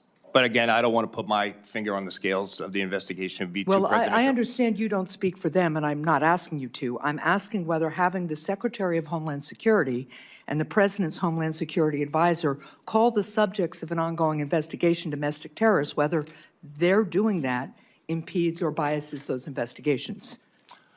Ma'am, you know, again, thank you for saying that I don't represent them. I just think I can't speak to that. But you don't speak for them. Because I don't know what information was presented to them at that time. So again, I don't want to. Look, your testimony doesn't make any sense. If it would impede or bias the investigations for you to say, right now, when you know a lot more than we did right after the shootings, whether Renee Good or Alex Preddy were domestic terrorists, if you saying that today would impede or bias the investigations, then why wouldn't it impede or bias the investigations for Secretary Noem and Stephen Miller to say the same thing about the same people? Any comments that are made publicly, privately, text, email, or Instagram post, whatever, is gonna put a bias on the information. Okay, so that is important. So I take it that you are saying that Secretary Noem and Stephen Miller were wrong to say what they said. No, ma'am, again, I can't speak to them, but what I'll just say to is, again, career law enforcement officer, myself and Mr. Scott, you know, we won't speak to those type of things because we don't want to put our Are you not kind of just being straightforward here and saying what's obvious because you're worried that if you do, you'll be fired? No, ma'am. The fact that you're unwilling to admit that Secretary Noem and Stephen Miller were wrong to say what they did, that they impeded and biased the investigation, is indicative of the complete failure of leadership at DHS and at all levels of this administration. Now, I want to move on to one other issue. Are you aware that ICE has identified a commercial warehouse in Merrimack, New Hampshire as a site for a new detention center? Yes, ma'am. So the town of Merrimack wasn't consulted about this plan, but when they eventually heard about it, town leaders wrote to Secretary Noem voicing their concerns and oppositions to the plan. And I have shared those concerns with DHS. Now, my colleague, Senator Wicker from Mississippi, expressed similar concerns about a proposed ICE facility in his state. ICE has now canceled that Mississippi project. So will ICE similarly cancel the New Hampshire project based on these concerns and local opposition? No, ma'am. Actually, DHS has worked with Governor Ayotte has spoke to the governor about economic impact. We did provide an economic impact summary. And when exactly did you speak with Governor Ayotte? Because until recently, she said she didn't know anything about it. DHS officials, ma'am, spoke within the past weeks, but I can take that as a get back and get that exact time for you. Let me be very clear. The people of Merrimack, their leadership, do not want this ICE facility in their community. And I think I can safely say that I have yet to find a Granite State community that does. Their worries go from the concerns about the way ICE is operating detention facilities to the fact that they will lose significant property tax value to their community. They have not been consulted. We have a long tradition of local control and participation in New Hampshire, and we expect that you will be sitting not just with the governor, but with local officials so that they can understand what the impact will be on their community. There are also significant concerns about the way ICE is operating some detention centers, the fact that measles outbreaks are happening in some of them. I would hope that I would get the same treatment that Senator Wicker got, which is to say, the town doesn't want the detention center, so please cancel it. And I would expect that my partisan affiliation shouldn't make any difference to that determination. Thank you, Mr. Chair. I think it's important for that exchange just to acknowledge what Mr. Lyons, I do believe, said, and he said that he had no knowledge that either of the ones that were killed were domestic terrorists. That is correct. To my knowledge, no, sir. Okay. Say again? To my knowledge, no, sir. Yes, all right. Senator Scott. Thank you, Chairman. So I think we can all acknowledge any loss of life is a tragedy. So for Renee Good and Alex Pretty, your heart goes out to their families, and you wish it didn't happen. So from Florida, what we do is we always do an investigation afterwards if there's an officer-involved shooting. And I just want to thank you all for doing the investigation, and I hope it's thorough and we get all the facts, and people stop saying they know all the answer before the investigation's done. So I've been on this committee for 7 years, and so I came on during Trump's first term, and all I heard from my Democrat colleagues was all they did was attack CBP. I've never heard them do anything other than when somebody come in and testify, scream at them about what a crappy job they were doing. I think what CBP does and ICE does, I can't imagine how difficult it is. What frustrates me is during the Biden administration, I don't remember my Democrat colleagues once questioning them about why they're allowing in all these terrorists, criminals, drug traffickers, ever. So we don't want to, no one wanted Renee Good to die or Alex Pretty, but what about Laken Riley or Jocelyn Ngari or Rachel Moran, any of these individuals? What about all the rapes that we've heard about all around this country? So what frustrates me is that what y'all are doing is unbelievably difficult. And you're trying to clean up the crap that the Biden administration gave you. When we have no earthly idea how many criminals are in this country. We have no idea. But we know there's a lot. We don't know how many gang members are in this country.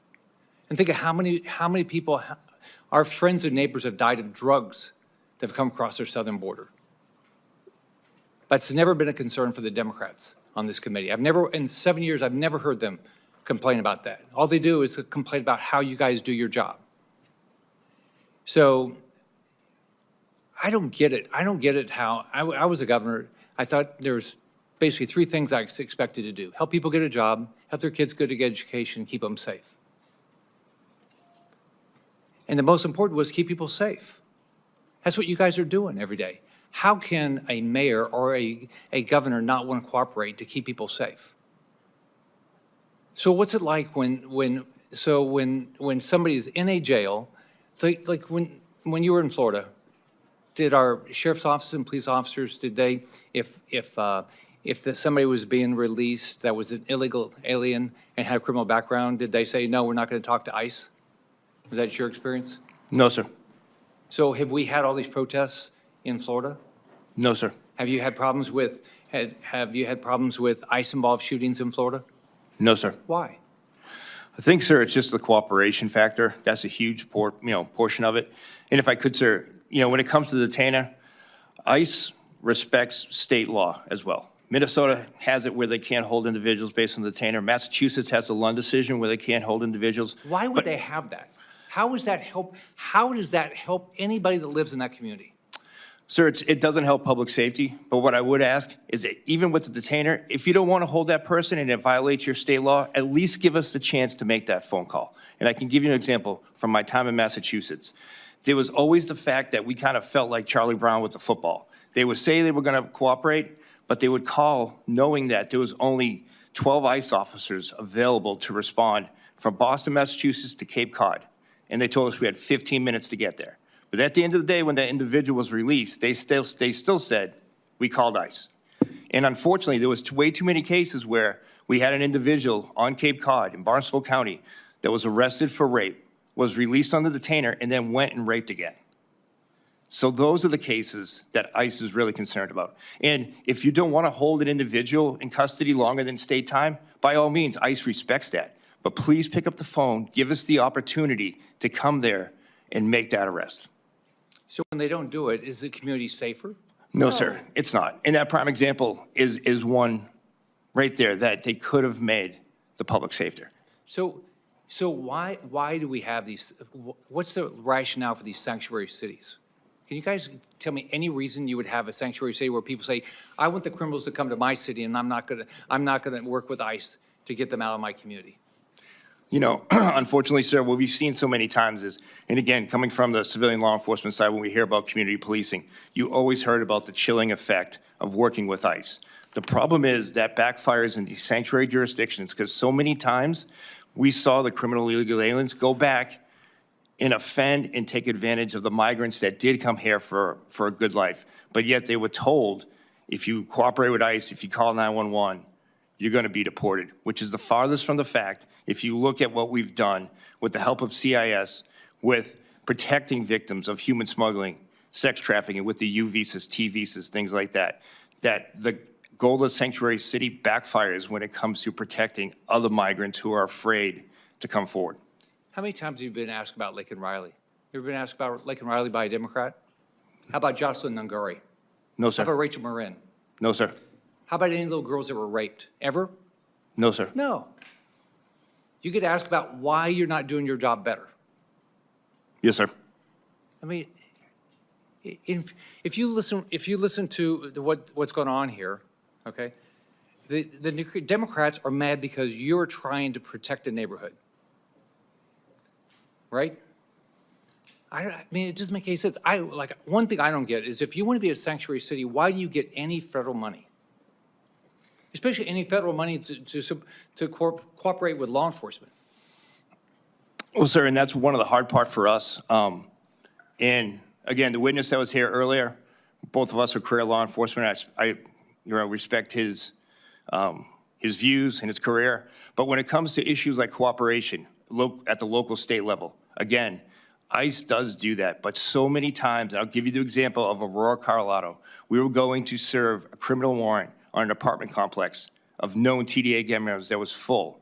We tried to work with the state and local government. They made notifications that the operations were ongoing. So when tactical teams arrived, protesters were already there and the apartment complex was empty. We've seen that time and time again. I've had it where I've made notifications. Again, I've had the privilege of having this job for almost 20 years and doing it at the enforcement level to notify a local police department, and then they would put that out on a tweet. ICE is going to be at L and 8th Street. So we reach a point that we want to cooperate. We want to be good partners. But how many times, again, can we beat Charlie Brown with the football and say, okay, this time you're going to work with us? And it doesn't happen. And if you don't want to work with us, and I respect the agencies that say they don't want to, that is great. But there's been time and time again empirical evidence that we are impeded, our operations get leaked, and then we're put at home. Thank you for what you do. Senator Kim. Thank you, Chair. Mr. Scott, I wanted to start with you. Do you agree with Mr. Lyons' thoughts that he shared with us just a moment ago that statements from senior leaders in the immediate aftermath of an incident could bias assessments? I don't know what information they had at that time, sir. I'm not going to speculate on why they said what they said. Well, you said that the FBI has purview over the investigation regarding Alex Peretti. Is that correct? Correct. So immediately after the shooting and killing of Alex Peretti, Kash Patel, our FBI director, said, quote, "You cannot bring a firearm loaded with multiple magazines to any sort of protest that you want. It's that simple. You don't have the right to break the law and incite violence." I wanted to ask if you have confidence in the FBI investigation of this killing.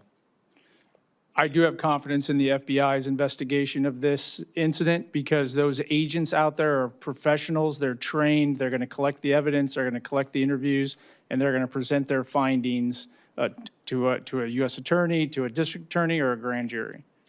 Mr. Lyons, with regards to Renee Good, there was some reporting that came out saying that FBI agents equipped with a signed warrant prepared to document blood splatter and bullet holes in Ms. Good's SUV. They received orders to stop. The orders came supposedly from senior officials, including Kash Patel. Do you think a sufficient enough investigation is happening into the killing of Renee Good right now? So, sir, I can't speak to that because I'm not aware of those decisions. But what I can tell you, sir, and the commitment from ICE, especially from the Office of Professional Responsibility, is we did secure those firearms. We did secure that scene properly, and we turned over our evidence to the FBI, and we're standing by at the end of their investigation, the conclusion of the outcome, to conduct our internal review at that point. I just want to convey that there is just a huge trust gap here. I mean, just absolute zero trust in this being able to, for this administration, be able to conduct an independent investigation into these killings. And I just urge you, just continue to push on this, because without that, I don't think we're going to be able to move forward. And when we see these types of statements from whether Stephen Miller, Kristi Noem, from Kash Patel and others, it is absolutely putting a black mark over anything that is happening on the ground. Mr. Lyons, were you the one that recommended the surge in Minnesota? So, sir, Operation Metro Surge, which was that your idea? Metro Surge for the fraud investigation, yes, sir. So you're the one that suggested and recommended 3,000 plus agents to go to Minnesota? Sir, I asked for more support for the amount of protest and the amount of assaults on officers. I requested more support. So now we see Homan say that the surge is going to be stopping. Where are those ICE agents going to go next? They'll return back to the home station, sir. Are you going to refrain from using this type of surge tactic in other states after you've seen just the level of crisis and lack of confidence and just the chaos that it unleashed in Minnesota? Sir, one thing for sure is there's no ICE officer or special agent that wanted that type of chaos that you referred to happen. I think going forward now, I think you see more after the conversations with officials in Minneapolis and the state of Minnesota, what partnership can look like as far as local level. But what I'm and asking you is about, have you learned a lesson here? That this is something, I mean, if you pull out from Minnesota, but then now you do a similar type surge, 2,000, 3,000 in another state, is that something you'd still consider after what occurred in Minnesota? Sir, in regards to every law enforcement operation, of course we go back, we look at lessons learned, we always look back. At the end, the ownership of that is mine. So I have to go ahead and look at evaluations of what we did, what worked, what didn't work. But one thing, sir, if I could just have 1 second to say it, the problem, I believe, is the fact that, like some of the things that I brought up earlier, the agitators and the coordination on the protest side, we have no problem, Senator Kim, with people protesting. Happens all the time. But it's that coordination, like I said, when you have flyers out there instructing people how to get in between, whether it's a CBP officer or ICE officer making an arrest, that's the problem. And that's what I hope that we can help, especially with this committee and other committees, the fact that, situations like that won't happen, that people can go out there and protest. But why are we going to encourage individuals to go out there and impede and put themselves in harm's way? I think that's the lesson learned from this. Mr. Edlow, I wanted to bring you in on this. There was an incident that happened in San Diego. Spouses of military members and veterans were going to get interviewed for green card, and they were arrested upon arrival at their interviews. Tell us what happened. Was that USCIS agents that arrested them? No, Senator. Excuse me. No, Senator. Anyone who comes to a USCIS interview who has an outstanding want or warrant may find themselves subject to a facilitated arrest in which ICE or local or state So you're law attesting enforcement right would come. now that all of these spouses of military members and veterans had an outstanding arrest? Senator, outstanding I'm warrant? not aware of the specific cases you're referring to. I'm happy But you to should talk come to you and your... prepared to be able to talk through these. I'm It was happy very to high talk to profile. your staff But was it about that. USCIS or was that coordinated with ICE? Again, Senator, depending on who comes to our office and Have who you has ever a shared warrant. with ICE details of when and where interviews for green cards and other administrative processes for interviews and immigration take place? Have you ever shared that information with ICE? Senator, what concerns me is that in previous years, there was no communication between USCIS, ICE, and CBP. Just asking you a question. Have you there is shared better the coordination now than location there has and the been. timing of The location interviews? is at our offices, and if someone is subject to arrest or detention, we will communicate with ICE. And anyone who comes into a federal building, any federal building, should expect to be arrested if they have an outstanding want or warrant. Mr. Lyons, in New Jersey, one 6-year-old girl was left unsupervised wandering the streets asking for her father after ICE arrested the man while he was picking up food. I wanted to ask if you can explain this action, and can you commit to providing my office with a briefing within 30 days of what happened and took place in Morristown, New Jersey? Sir, I don't have knowledge of that, but I do commit to you. I'll investigate that, and we'll get back to you. But just if I could just say, sir, that is not the standard that ICE goes by. We take care of children, and I'll commit to you that we'll get you that information. Well, it certainly didn't happen in this circumstance, and again, it has left the community shaken. So I will follow up with you and get that information so we can have clarity on what happens next. With that, I yield back. I want the chance to make sure you give your trust back to ICE that we don't do that, sir. I commit to that. Senator Moreno. Thank you. I just, two things, Mr. Chairman, for the record. I just think it's important for us here to have a little bit more judicious responsibility about drawing conclusions about American citizens and not depriving them of their 5th and 14th Amendment rights. I find it outrageous that we are going into a path where watching a video on social media is enough to indict people.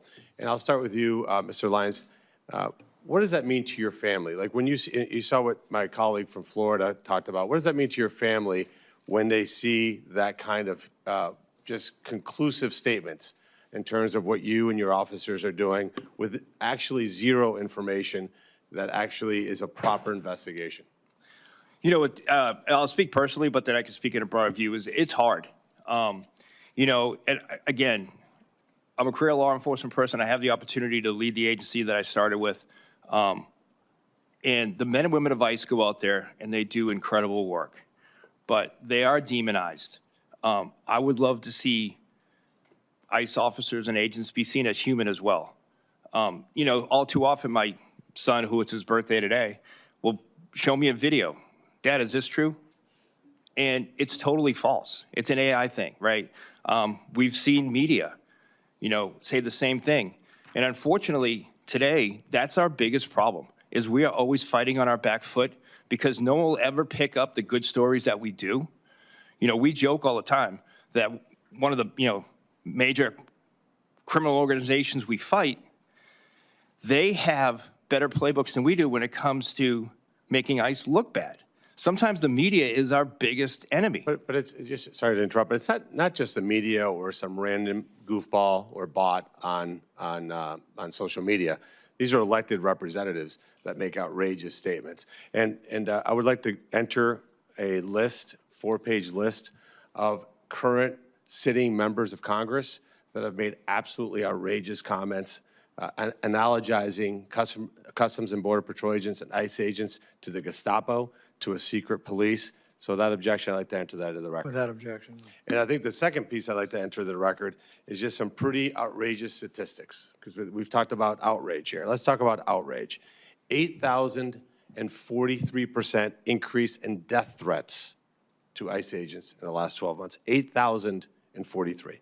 A 1,426% increase in assaults against ICE officials. A 16,700 increase on threats of assault against your agents, both of you.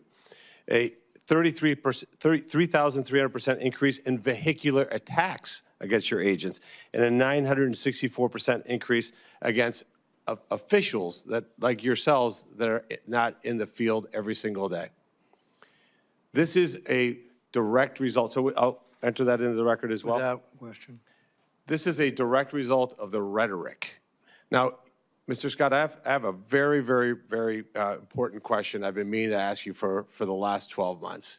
What laws were changed in the last 12 months that made it so that we went from the most open border in American history, hundreds of thousands of people coming to this country illegally every month, to virtually zero? What laws did we pass? I want you to give credit to Congress for acting to pass these incredible laws that resulted in this decrease. No laws were passed, sir. Nothing new. Wait, what? No laws were passed? No new laws were passed. So we're sitting here passing judgment on your team who actually enforced the laws of the United States of America to not allow people to enter our country legally to regain our sovereignty? Do your agents find sometimes that they're living in an upside-down world? I won't speak for the agents. They're not here, but I do. It's pretty outrageous, right? Like, you have a simple job: enforce the laws of the United States of America, correct? Correct. And CBP's job, if you want to really simplify it, we're just supposed to know and then control who comes into this country and who stays in this country, consistent with the laws Congress passes. That's all we're trying to do.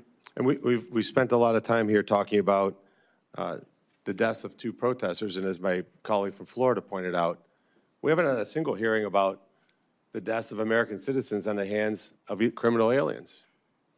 Not a single time. You know, one of my colleagues asked you to say the name of the 2 people killed in Minnesota. You had no problem with that, right, Mr. Lyons? No, sir.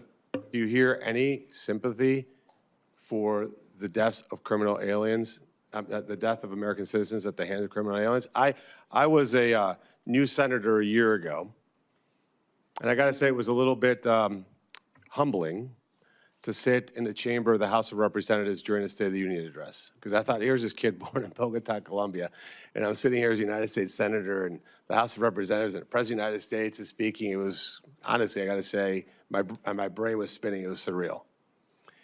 And then when the President talked about people like Lakem Riley that had been killed, a woman in Texas, their parents were there looking at it, I looked over to the other side, and there wasn't a single solitary Democrat that clapped for that family, honoring their lives.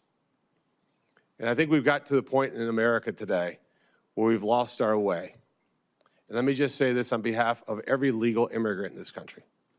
Thank you for doing your job. Thank you for enforcing the laws of the United States. Thank you for honoring those of us who came into this country illegally, followed the process, took the time to wait it out. And thank you for not allowing this country to reward those who skip the line, violate our laws, and somehow be viewed as they are the victims. What your people do every single day is very, very straightforward. You enforce the laws that this body passes. And I would encourage my Democrat colleagues, if they want to codify the Biden open border policies, submit that law. Show your voters that that's what you want. I don't think you'd get very far. And I'll just end with this. Have any of your officers, Mr. Lyons, ever entered a church to arrest any criminal alien? No, sir. Have you ever entered an elementary school to arrest a criminal alien? No, sir. And how about entering hospitals to arrest criminal aliens? Sir, we have incidents where they've run into a hospital seeking sanctuary, but again, we didn't go we didn't go out there seeking patients on a IV. No, sir. Thank you.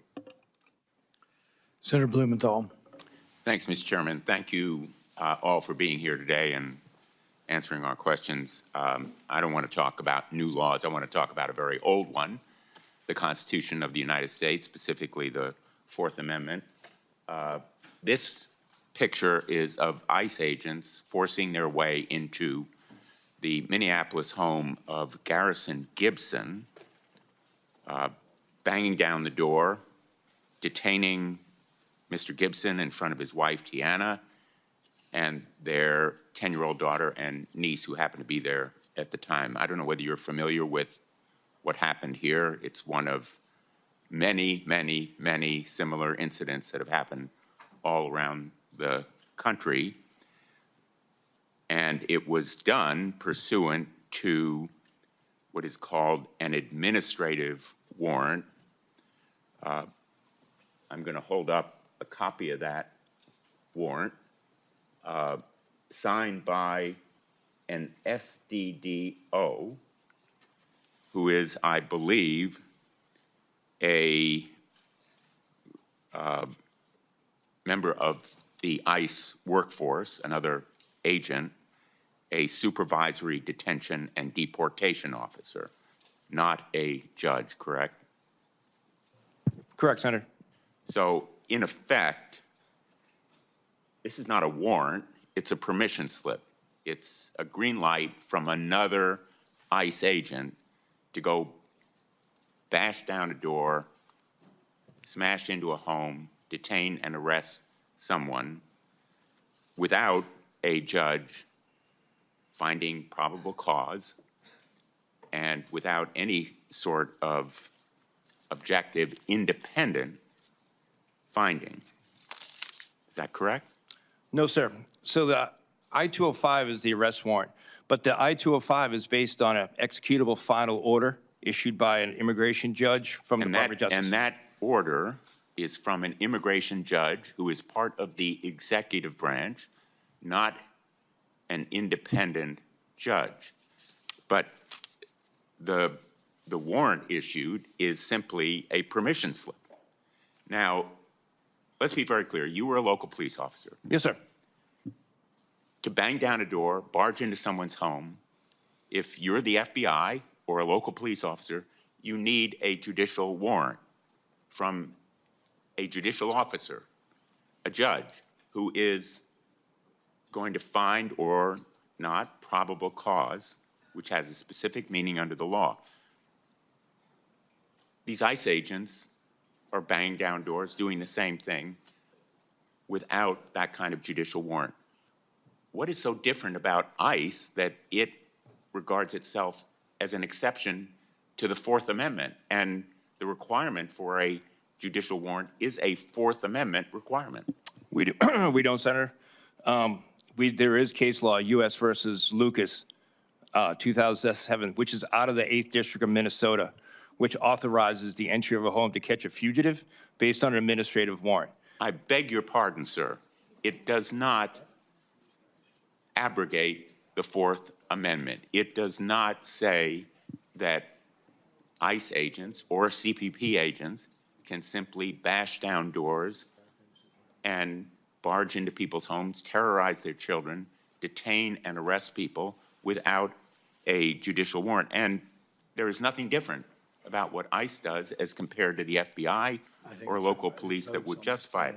The policy that they're acting under, in fact, is the result of a memo that you issued in May. You're familiar with it. Yes, sir. Has your signature. Yes, sir. Which says, in effect, they don't need judicial warrants. They can act on the basis of the 205 warrant that you've just described, which is administrative. It's not judicial. Let's talk more about it. Why did you keep this memo secret?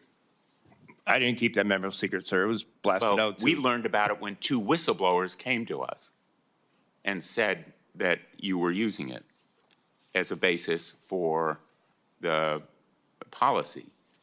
It was never announced publicly. It was never released to the press or the American people. Why did you keep it secret? Sir, I didn't keep it secret. If sending an email to a workforce of 30,000 people is keeping something secret, it's a bad secret. It never reached those people. Yes, sir, it did. Well, The email did, sir. Yes, sir. I can work with your committee to get, your staff to get that. Let me move to another topic. You stated on Tuesday, quote, "No U.S. citizen is subject to immigration enforcement and that doesn't happen. If a U.S. citizen is detained in the course of the immigration investigation, they are quickly released. I ask unanimous consent that a report that we did, the ranking member staff did, entitled Unchecked Authority. It documents 22 U.S. citizens being detained and assaulted by immigration agents, as well as written statements from 8 U.S. citizens who have been detained, shot at, and nearly killed by ICE agents who came to speak. Without objection. Thank you. So let's take George Reitz, for example. He's an Army veteran, a father from California, trying to go to work. He said he was tear gassed and held for 3 days without charges. Is he lying? Sir, ICE wasn't involved in that arrest, sir. Were you mistaken when you said that no U.S. citizen is subject to immigration enforcement? No, sir. Well, who's lying, you or him? Sir, I'm speaking for the men and women of ICE in my operation. I didn't arrest that individual, sir. But the facts contradict what you said. Will you admit that you don't know, for example, about Alaya Rahman, a disabled woman from Minneapolis? She came to this hearing. She testified before our Spotlight forum, violently dragged from her car, detained without medical attention until she passed out. Is she lying, or are you lying? No, sir, she's not lying. Well, then you were mistaken when you said no U.S. citizen has been detained. No, sir, I said no U.S. citizens subject to immigration law and deportation or removal. ICE does Well, that's detain. a circular argument. She wasn't subject to immigration law because she's a U.S. citizen, but she was detained, and that contradicts directly, as does your statement applied to Miramar Martinez, who was almost killed, shot 7 times by CPP agents. It is true of Diana Figueroa, who told us she was violently dragged from her car after dropping her son at school, thrown into a van, also detained. Is she lying? No, sir. But, sir, you know, I've worked personally with you on many cases when you come to me on constituents, especially in Connecticut when I was a field office director in New England. You know that I am transparent and we do not lie. So to say that we're lying is incorrect, I asked you sir. first whether you were mistaken when you said that no U.S. citizen, I'm quoting, is subject to immigration enforcement. Correct, sir. Enforcement. Enforcement I is would an call arrest, that- removal. I would call that misconduct enforcement by your agents. I'm out of time. Thank you, Mr. Let's go and stop there. I have 2 quick questions. One of the things that came up earlier was this idea that there used to be an instantaneous portal between, I guess, ICE and the prisons where you were arresting, that initially you were just getting this information seamlessly, very quickly, not manually. It was an automatic portal, but that was stopped under Mayorkas. Mr. Lyons, is that true, or Yes, sir, it's true. have y'all tried to restart it? We have restarted it with multiple agencies, sir. And, sir, go ahead. just for the record, sir, I will say, again, to the Commissioner for the Department of Corrections, we do have a great relationship with them. We do take individuals from them. You know, there was a report released where we didn't take action on, I think he said 100, I think the number is a little bit more. But the fact that ICE didn't take action on a foreign-born citizen means the fact that they're not removable. There are many people in custody that have a green card, lawful resident, visa. So to say that, that was disingenuous. Yeah, the other question I have is that, you know, we finally had the Attorney General say, oh, of course, if it's a final order. He was making a distinction. I think it's not an unreasonable distinction. There's a difference between a final order and a detainer, legally and procedurally. But he said, oh, sure, we'll cooperate with ICE if we have a final order. And it sounds like most of the targets have final orders. I think Senator Langford indicated that. We'd like to know what the number is. But if 80% of them are final orders and you have 16,000 people that we'd like to remove from Minnesota, I would suggest that you publicly take him up on what he said. He said, oh, sure, we'll do it if there's a final order, because I think that you actually will win some of those arguments, and it's a better way to win those arguments than I think some of the ways we've tried. Yes, sir. To that, what I would say is, state of Minnesota, Department of Corrections level, sure, they give us the final order, but it's when individuals are encountered for, at the local level or the county level in Minnesota. That was the issue that we were having. So they might stop somebody, identify them, they have a final order, have a criminal history, they re-release them back without notification to us. Yeah, I'm talking about when you have a target and they're not corresponding to you. So you send them an email, I've got this target, will you send 10 Minneapolis police? Is that ever happening? Are you ever having Minneapolis police go to help you make an arrest? We would never have them make the arrest or go with us for us. We would use them for like site security, perimeter security. In almost every jurisdiction in the states, we do that. But then if they say, they can't go because it's immigration enforcement, so be it. I know he's made a lot of orders in the opposite direction. I'm just saying I would test him in the direction of the things he admitted that he says he would do. I think pushing forward with that is a good idea. The other thing that came to my mind is if you don't have a final order and he's making the distinction, well, detainer's not really an order and we're not going to, you said there are other states that do this, we're not going to keep you beyond your 3 years in prison, even one day on a detainer because it's not really an order. If somebody's in prison for 3 years, why don't we do why don't they go through immigration court while they're there and get final orders? Who's in charge of that? Is there, if we notify you on day one, is it you or is it some other agency? On day one, someone's here, he's here in the country illegally, he's going to be in for 3 years. That's certainly a lot of time. Certainly we ought to be able to prosecute him while he's in prison. We do, sir. Many states, we do that. It's the Institutional Removal Program, IRP. Massachusetts, New Hampshire, we do that. While they're in custody, we go ahead and put them through immigration proceedings. So that way there's no cost to American taxpayers as well. The day they're released, their travel is already arranged and they go straight to the plane. I would say it avoids that controversy then, and the more of that you can do, the better to get to the final stage. So you don't have to encounter the argument on a detainer. Senator Gallego. Thank you, Mr. Chair. I'm going to show some videos of what the Trump administration has done in some of these cities across the country. If we could hit play on that. Thank you.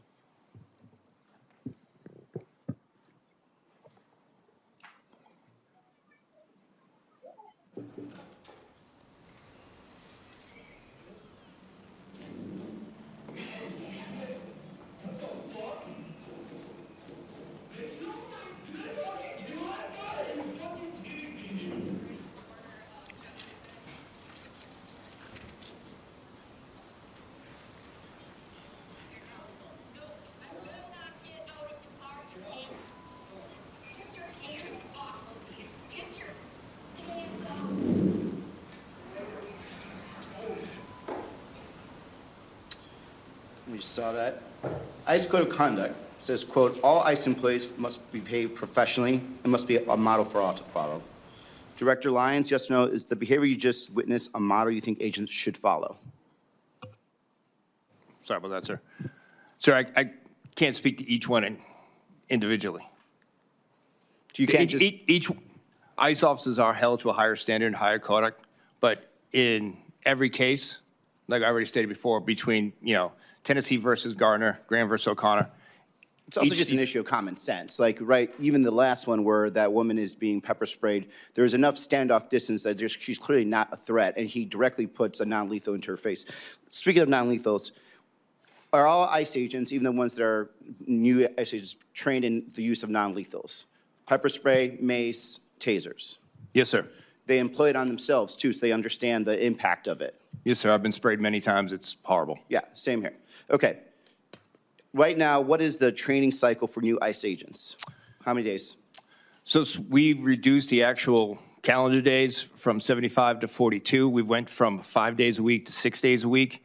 5 days a week was 5 8-hour days, and we've gone to 6 12-hour days. And that is given enough sufficient experience for them to be dealing in these very dynamic areas and urban areas with including weapons handling, because I've seen some of your ICE agents and their weapons handlers, it's quite horrible. Do you think that in those time period, you could actually insert people into an environment as dynamic as Minnesota and other places, and they're actually using weapons in the correct way? So, sir, what we've done on the backside of that is we've instituted our OJT program, which, as you in law enforcement are familiar with, much like an FTO program, where after the academy, they get the railroad training like you would once a local police officer comes out of the academy. So the OTG is happening in places like Minnesota. So somebody who probably has never handled a weapon, after 42 days is going to be inserted into Minnesota into a high-stress environment. They could, sir. Yes, sir. Explains a lot. In one of the videos you saw earlier, there was a gentleman, ICE agent, or I believe it's CBP agent, that is hitting Mr. Petrie in the face with a tear gas canister. Without actually talking about that specific event, where in any training manual have you been taught, or I was never taught, that I should use something like that as a weapon against a civilian or against anyone trying to detain? I haven't. You haven't? No, sir. Mr. Scott, have you ever been trained to use maybe a pistol to pistol whip somebody while you're trying to detain them, or a canister of that nature? Not specifically to this thing, but in general, any of your training? Absolutely not, although there's an exception that in certain circumstances, meaning your life's at risk, you don't have anything else, you can use whatever you have available. Sure, weapons of opportunity. I'm training that shit too. Pardon me, in that stuff too. Back it up now. So why don't you do that from your training? Why are you not supposed to use a pistol to pistol whip somebody, or a canister of tear gas when you're trying to restrain somebody? Do you remember your training, why they told you to do that? You go first, Mr. Lyons. No, sir. Why don't we do that, sir? Yes, why don't you do that? So you're obviously, you're not going to pistol whip an individual for fear the weapon's going to go off? Exactly. And so what we've seen consistently is a lot of CBP agents, and in this case, customs agents, that are clearly either violating or putting other people in danger or themselves in danger. And the fact that they're doing that tells me there is a command structure and element that allows that to happen, because we consistently see it all the time on video.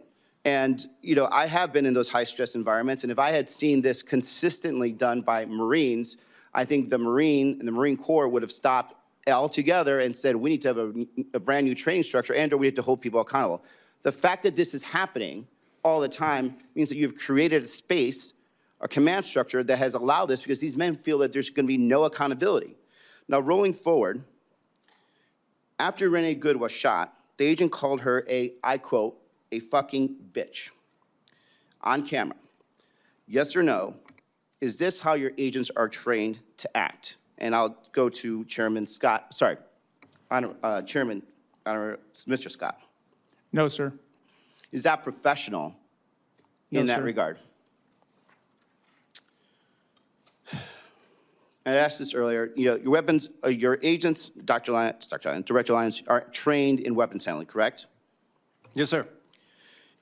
If you look at the Renee Good shooting, why is the agent holding a camera phone and a weapon at the same time? So, sir, I don't want to comment on the ongoing investigation just because that's still being determined at this time. But could I just go back to one thing, sir, that you mentioned earlier? No. I want to ask further questions on this. Has there ever been an order to any agents, CBP agents in Minnesota or other place, for them to be recording on their personal phones to essentially be somewhat social influencers, or to pass, the media on to up? Has there ever been any orders given for people to be holding, or for agents to be recording while they're, doing these stops or engaging with the public? Sir, there's never been an order to do that. Agents have used it as far as if they were going to make an arrest, say, on an agitator. The U.S. Attorney was requiring to have video leading up to the event, so officers have used that for that. For video from a handheld, from a phone? If they had a body camera available, from the body camera or from any type of recording device. But the reason there's a difference is because the body cam is designed for a police officer or law enforcement to engage while still being able to have full scope of knowledge what's happening, be able to detain, be able to escalate if they need to escalate. What I saw, and what the world saw for me, is the fact that there was an agent that was moving around a vehicle with a camera phone recording, and his hand on the weapon.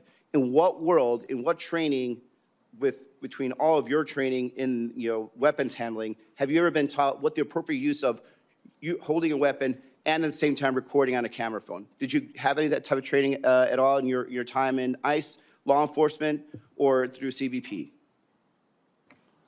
No, sir, I haven't. But again, we look at every instance, no matter what it is. So shouldn't there be some kind of command or directive that comes down from CBP headquarters knowing that this is unprofessional conduct that probably created and put the officer and probably the civilian in a situation that ended up escalating to a shooting, that maybe you shouldn't be holding a camera out, trying to be influencer, and wielding a weapon at the same time. That is a professional code of conduct. As law enforcement, as military, you would never do that because you know you cannot handle a weapon, assess the situation, and be able to determine to escalate or de-escalate. Did you issue any type of direction after Ms. Good was shot saying that this is not what you should be doing, or we're just accepting that this is going to continue going forward? No, sir, there was nothing issued because we do hold our individuals accountable. That's my point I wanted to make earlier is that, you know, from January 25 to January 26, ICE has had 37 open investigations for excessive use of force. So we do hold individuals accountable. Out of those, 18 of those were closed, 19 are still pending, and one has been referred for further action. And so to back up, it's not even necessarily just like the, I'm glad you're doing investigations, to be clear, but the fact that there are consistent mishandling of weapons, use of escalation of force that is above what is necessary, and there still hasn't been any command decision and directive about how to actually, fix this, is concerning, because any other agency, any other law enforcement, any other military agency would have said, do not do this. If, for example, do not be recording with your phone while actually handling a weapon and moving in front of a moving vehicle. That's it. I yield back. Thank you. Yeah, I think these are good points because in moving forward, things have not been perfect. We're going to do better. You're not holding your gun and holding a camera at the same time sounds like a pretty easy one, that you probably shouldn't do that. I think we went over this earlier, but verbal altercation, people are backing away. I think you both acknowledged that pepper spraying someone backing away was not recommended policy. How you outlined it, yes. Okay. Yes, sir. Yeah, and so I think we have made some progress on some of these things, and but it's important because your agents are watching this too, and then you have to let everybody know sort of what the policies are, and things haven't been perfect, and there needs to be, my goal hasn't been, you may not believe me, but my goal isn't to make it harder for you. My goal is to restore trust in the organization, and I think that's through honest self-assessment. Senator Fetterman. I am happy to defer to my friend and colleague in Michigan, if you'd like. Go ahead. Go ahead. What? You go ahead. Oh, okay, very good. All right. So this might be a little off topic with some of the questions that have been brought here, but how many billions did the big beautiful bill allow or amount for ICE effectively? Sir, we're about 75 billion. Yeah, I mean, AI just called up, says that it's 75 billion, right? Is that accurate? Yes, sir. Yeah, okay. So now, and I think even, I do believe, everyone here at the chair never voted for the big beautiful bill, correct, Chairman? Okay, all right, so, but now, can we establish now that ICE has plenty of money right now? I mean, effectively, now that vote's gonna come about shutting down DHS, because a lot of people, including myself, would like to see some changes made. But if that vote happens and DHS is now shut down, would that have any meaningful impact on ICE operation? Because they have $75 billion from the big, beautiful bill. Is that a statement or not?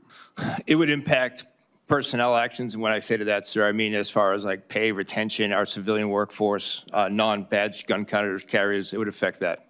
Yeah, so in other words, so if people vote to shut down, what other parts are in DHS? What other things? Components, sir? Yeah, no, how many other operations, departments are in DHS, like Coast Guard? Coast Guard, Okay. FEMA, CBP. FEMA, okay. CISA, which is. CISA, like cybersecurity? Yes, sir. I mean, that's kind of important, right? Yes, sir. Yeah, then that would shut down. Yes, sir. Okay. And now another one also, TSA. TSA is under DHS. That's another one. Okay. So if someone votes to shut the DHS down, they are not having any meaningful functional impact on ICE because they have unlimited money effectively for right now, right? Yes, sir. Oh, so you're going to punish all of these other parts, the very important parts of our government, TSA, Coast Guard, FEMA, and cybersecurity. That's what kind of a statement if we announce to our enemies, like, well, our cybersecurity agency, now we're going to be shut down. If I really want to make a move, that probably makes it better. And then, so is that a accurate statement? It's a fair assessment, sir. Yes, sir. Okay. So now here I am. Here I am, a Democrat, and I think I ran the whole gamut. I met with Secretary Noem, and I've always treated her with respect. I met with her in my office, and I refused, and I never will engage on the kinds of sexist kinds of terms like ICE Barbie from a lot of the left media will use those kind of things. And now I said, hey, I'm a Democrat, then I say, secure our border? Yeah. And deport all of the criminals? Yeah. I think we can sign up on that. And then my friend Katie Britt came to me and said, we want to bring the Lincoln-Riley bill there. And I'm like, yeah, I was going to be the Democrat to bring that there. And now we the co-sponsor as the Democrat. So I believe that we should have those kinds of appropriate things. And I also was the Democrat that described my party's failure in 2022, 2023, that we are failing on the border. And now we have to, it's not sustainable. So here it brings me to right now where I think we can all hopefully agree that we want to avoid and we have to make some changes to never make sure there's another situation of tragedy in Minneapolis. Because for me, like what's happening in Minneapolis makes the public unsafe, it makes the agents unsafe, and it makes, and I think they've lost the plot if they're focusing on these kinds of theater. We're not focusing on securing our border and deporting and targeting criminals and that. So as a pro-border, pro-deport all the criminals, now like what's the answer now moving forward where if I think the vast majority of Americans signed up for those things, I think. So, can we want to focus more on those two things that I think, so. Sir, I'll go first, and then Commissioner Scott. But I think, to your point, I agree with you, sir. I think the big thing, obviously, is the rhetoric and the temperature. We are completely dedicated to ensuring that we are going out there and enforcing the Immigration Nationality Act, as you and your colleagues have written it, as well as getting the worst of the worst and prioritizing on that. What I think we learned from Minnesota is the fact that people can't be encouraged to go out there and actually get involved in a law enforcement operation that they shouldn't be at. And I'm not saying the impediment of the First Amendment. What we saw is active impeding of law enforcement officers. I think that and actually helping us to hold those that dox ICE agents accountable for the reasons they wear the mask will go so much farther, especially for my workforce, but I think for public safety overall. Okay, and finally, I have effectively about a minute left, so I just want to reiterate. So within the next 2 hours, DHS is going to be effectively to path to shut down.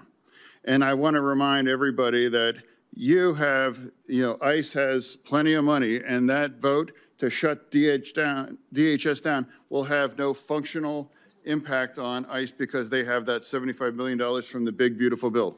Correct? Yes, sir. Okay. All right. I cede. I return. All right. Senator Slotkin. Thank you. Thank you for being here. I personally think that Secretary Noem should be here. You want the big job. You have the big accountability.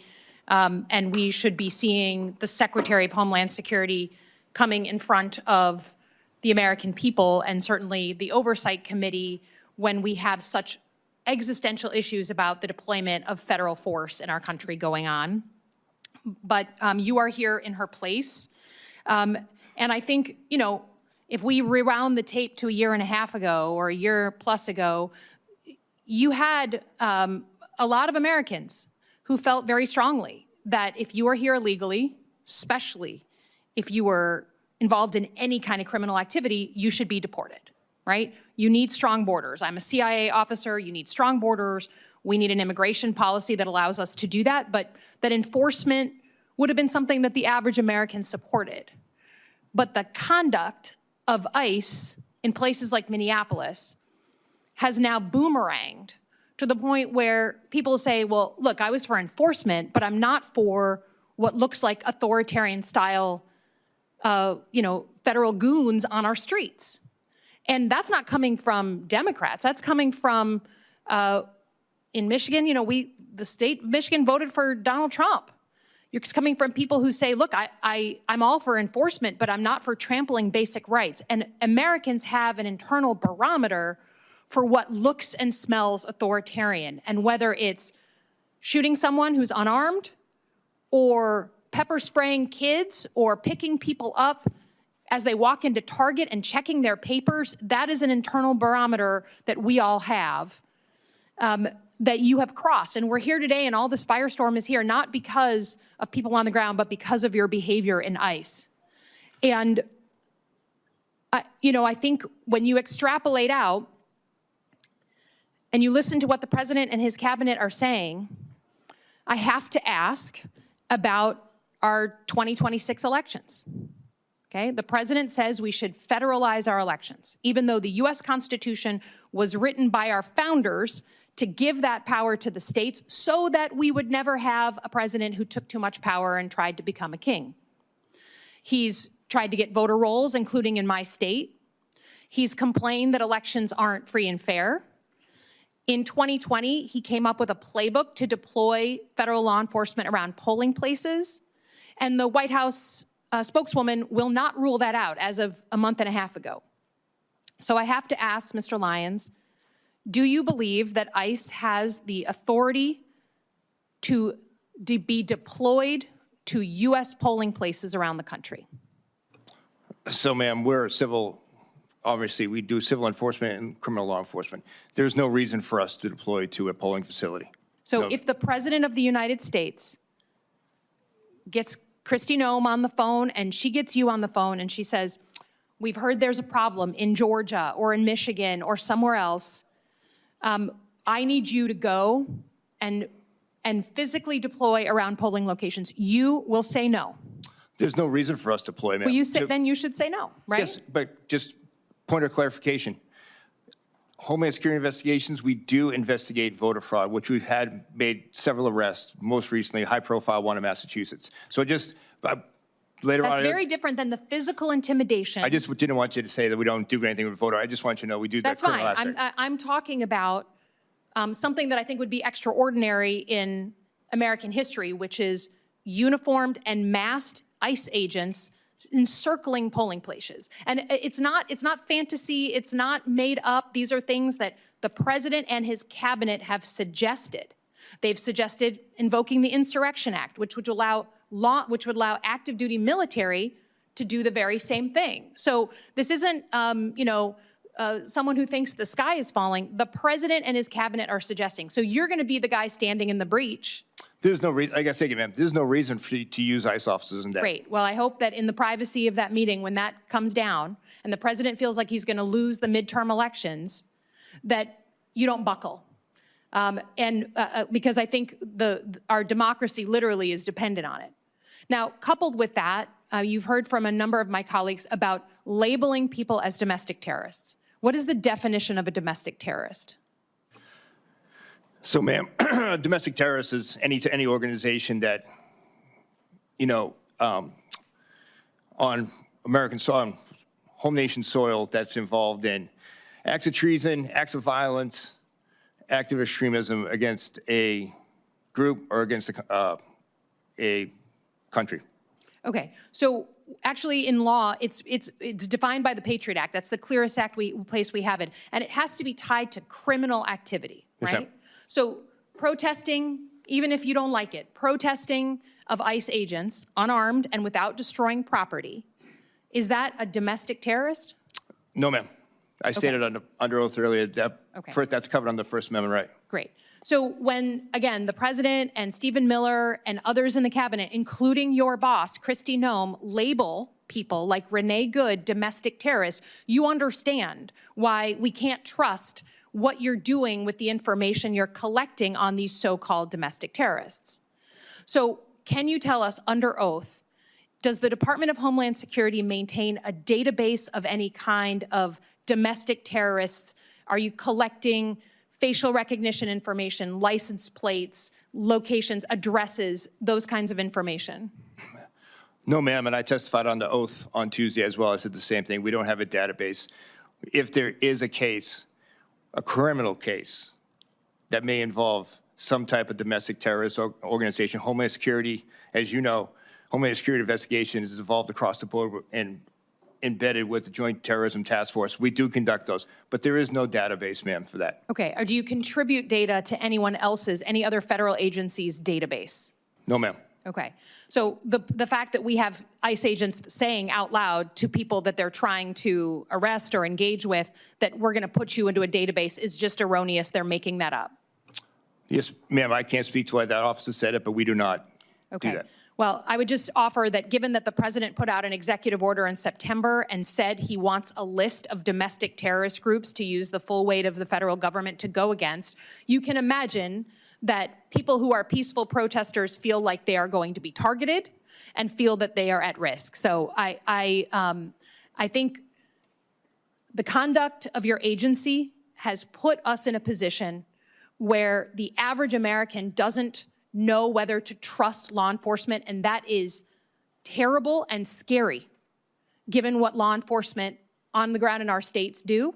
And I would just say, if we do not have serious reform and change, then you will be contributing to the average American who woke up very supportive of law enforcement, being terrified that they and their community will be next. Yield back. Thank you. We're almost at an end, and I think we've had a good hearing. I think a lot of knowledge came forward, and I sense at least the idea that you guys want to restore confidence in the agencies, and we'll work on that, and I hope that's true. With regard to the thing I mentioned before, I'm going to mention one more time as we end. The Attorney General says he will cooperate with final orders. You got a bunch of final orders. I would love to see you go for some specific people, that you send a letter to the Minneapolis police and say, will you help us? We need 10 policemen to go round up this guy. And I'd like to see their response. And you should quote him from the hearing. He said he's for final orders. I think that's different than the policy he's been enforcing. So let's challenge him on that. Those are battles you can win. Those are political battles and public relations battles. Also, if you would send to my office specific times when you've been turned down. You've asked for requests. Everybody says they're not helping. I want to know that you're asking and being turned down. That should be publicized, and we're happy to publicize that. I think there are problems on both sides of the equation here, but the way we make them better is by making sure everybody knows about these things. But I do appreciate your cooperation in coming. I'd like to thank our witnesses for being here today. The record for this hearing will remain open until 5 p.m. on Friday, February 13th. 2026 for the submission of statements and questions for the record. The hearing is now adjourned.